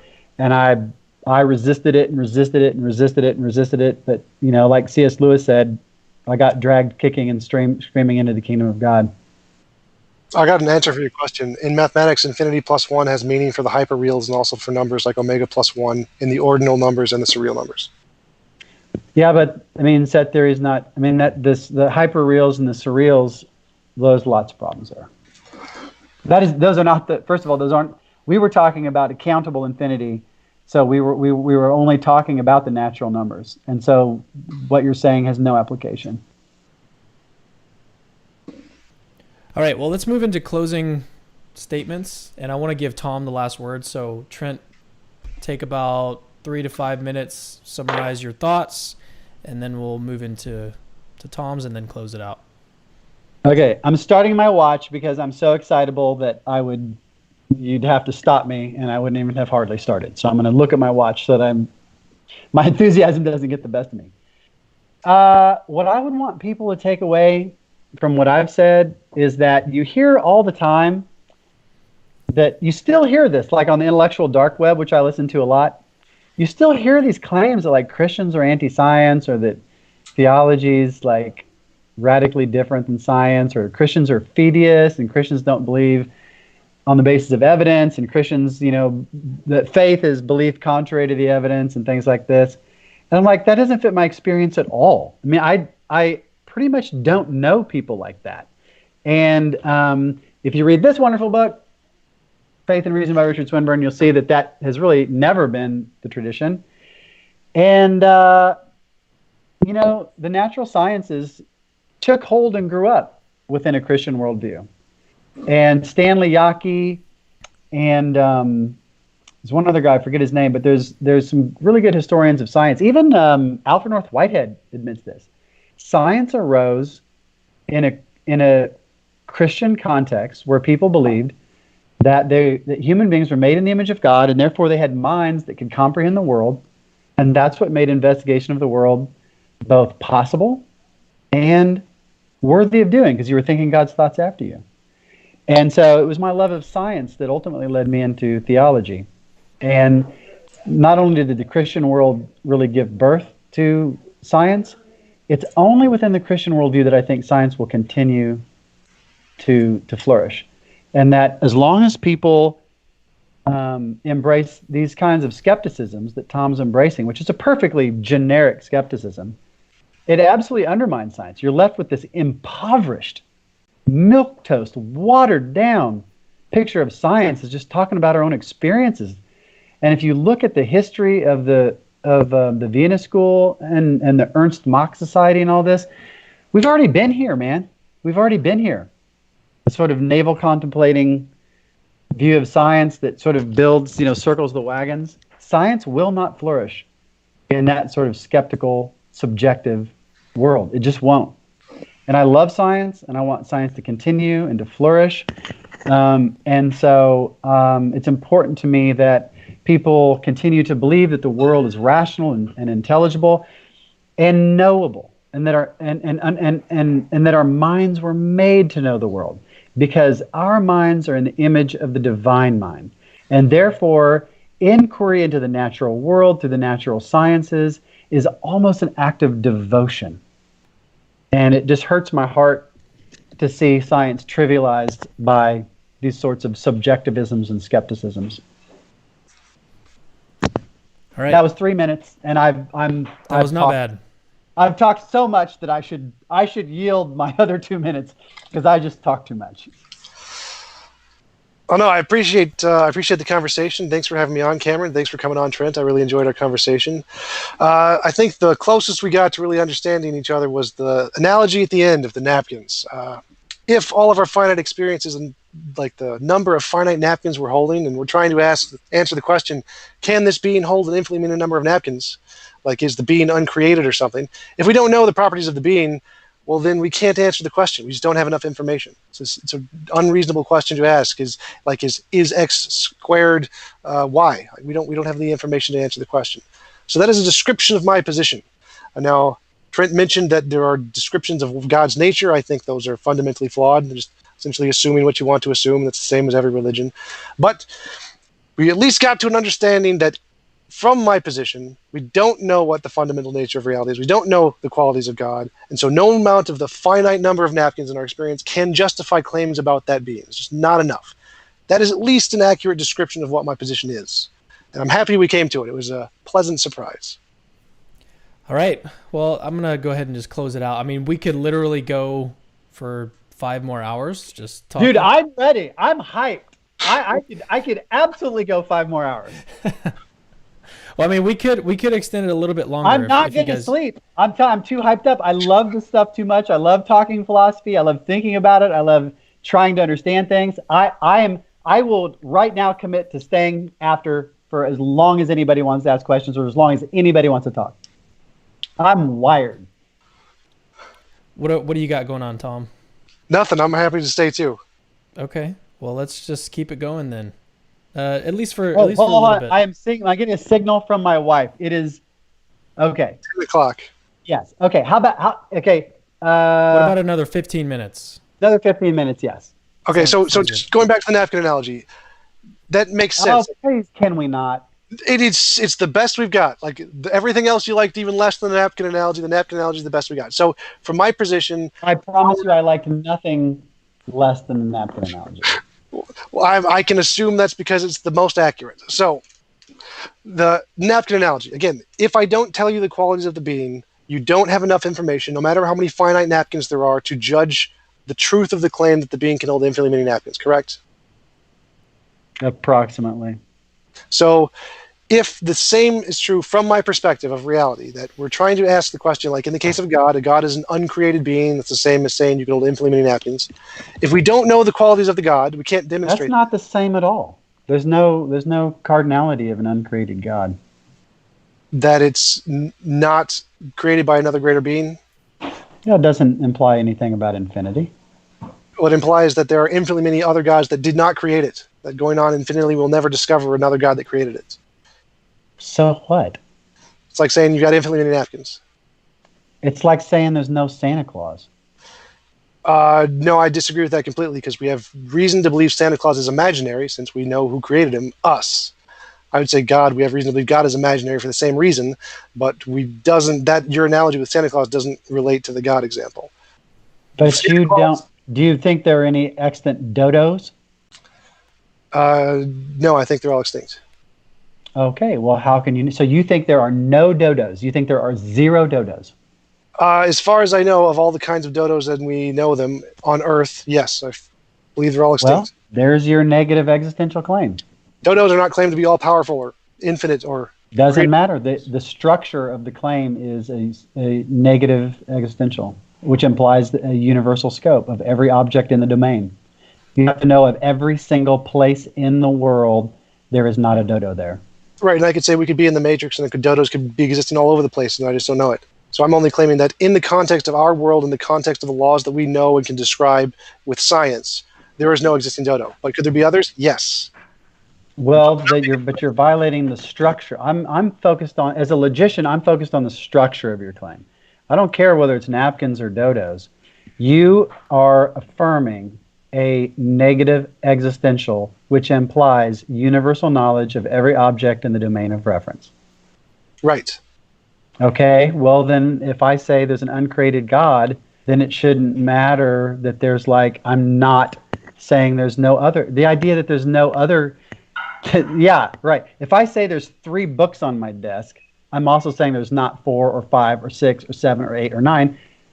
It's irrelevant. If I say there's one God, yeah, that's right. I'm not saying there's 2 or 3 or 4 or 5. If I'm saying that the number of creators of that God is 0, 2 or 3 or 4. Absolutely, totally, fundamentally, and in every conceivable way, irrelevant. Right, and I'd say that only applies when you're talking about those kinds of absolute properties of all-powerful, uncreated, all-knowing, eternal. Uncreated isn't an omni. I would say it is, yes. Why? Because it's assuming that there isn't anything before it. You're claiming that there is by definition. What? There's no omni in that. There's no omni in that. How is that not an omni? That's like How is it? It's like saying you've existed eternally, kind of. Or that it popped into existence. Which would and saying that it exists eternally, it could exist apart from time, and then you wouldn't have an infinite number of moments. Do you think the universe had a beginning? Like, do you think all reality? Do you think all reality had an absolute beginning, or do you think that there was never ever a time when there was nothing? No, I would go with the never ever a time there was nothing. Well, then you believe in an infinity. Right. Come on, I man. agree. I agree. I say that's unsupportable. I can't support with anything. It's just an assumption. But you just said you believed it. Right. It's not. I'm not claiming it's knowledge. It's just a completely arbitrary. I didn't say it was. I didn't claim you claimed it was knowledge. But to believe it is to believe that it's true. To believe it is to believe that it's probably true. Right. I have a fideistic belief in it. That's it. And I'm okay with that. If you have a fideistic belief in those I properties, think you shouldn't be. I think that's flat out crazy and irrational. To just like pick it, you just literally just picked it. yeah, I'm just using my arbitrary sense experience and saying I'm just going to extrude this on to infinity because I like it. Essentially, That's not intellectually responsible. I would say it is because I don't know. The correct answer is I don't know, and that's Well, I don't know whether the number of stars is even or odd, and I'm not going to like pick a side. I'm not going to say odd because I like it because I'm odd because I like to play on words. That would be crazy. exactly. Is I don't know, but if you're going to ask me, I'm going to pick odd. Okay. Oh my gosh! All right, that's your view, man. All right, should we just end it now? Well, we can certainly go on infinitely. I would love to. I'm certainly welcome. I'm available for having an entire discussion about infinities in set theory. And I bet I could. I know some other people who are probably willing to have a roundtable discussion on set theory and infinities. Did you read the book by, I forget his name, the guy who works with Peter Boghossian, who published a book about infinities? I did, actually. It's pretty good. Okay, so I should. My kids are kind of waiting on me. Yeah, it's okay. I also wanted to mention that for anyone watching who is like curious about getting Trent on, he's open to doing more debates, more dialogues. So, and I promise I will behave myself better. I will set my stuff up better, and I will be less excitable. I promise. Don't do that. Make it less fun. I don't know, man. Okay, Okay. I'll get my act. All right, guys. Well, thanks for joining me. Another live discussion, Capturing Christianity. And that's pretty much it. Just go to capturingchristianity.com to see the website. You can subscribe and get a free book. And yeah, see you guys later. Till next time. Thanks, everybody. See ya.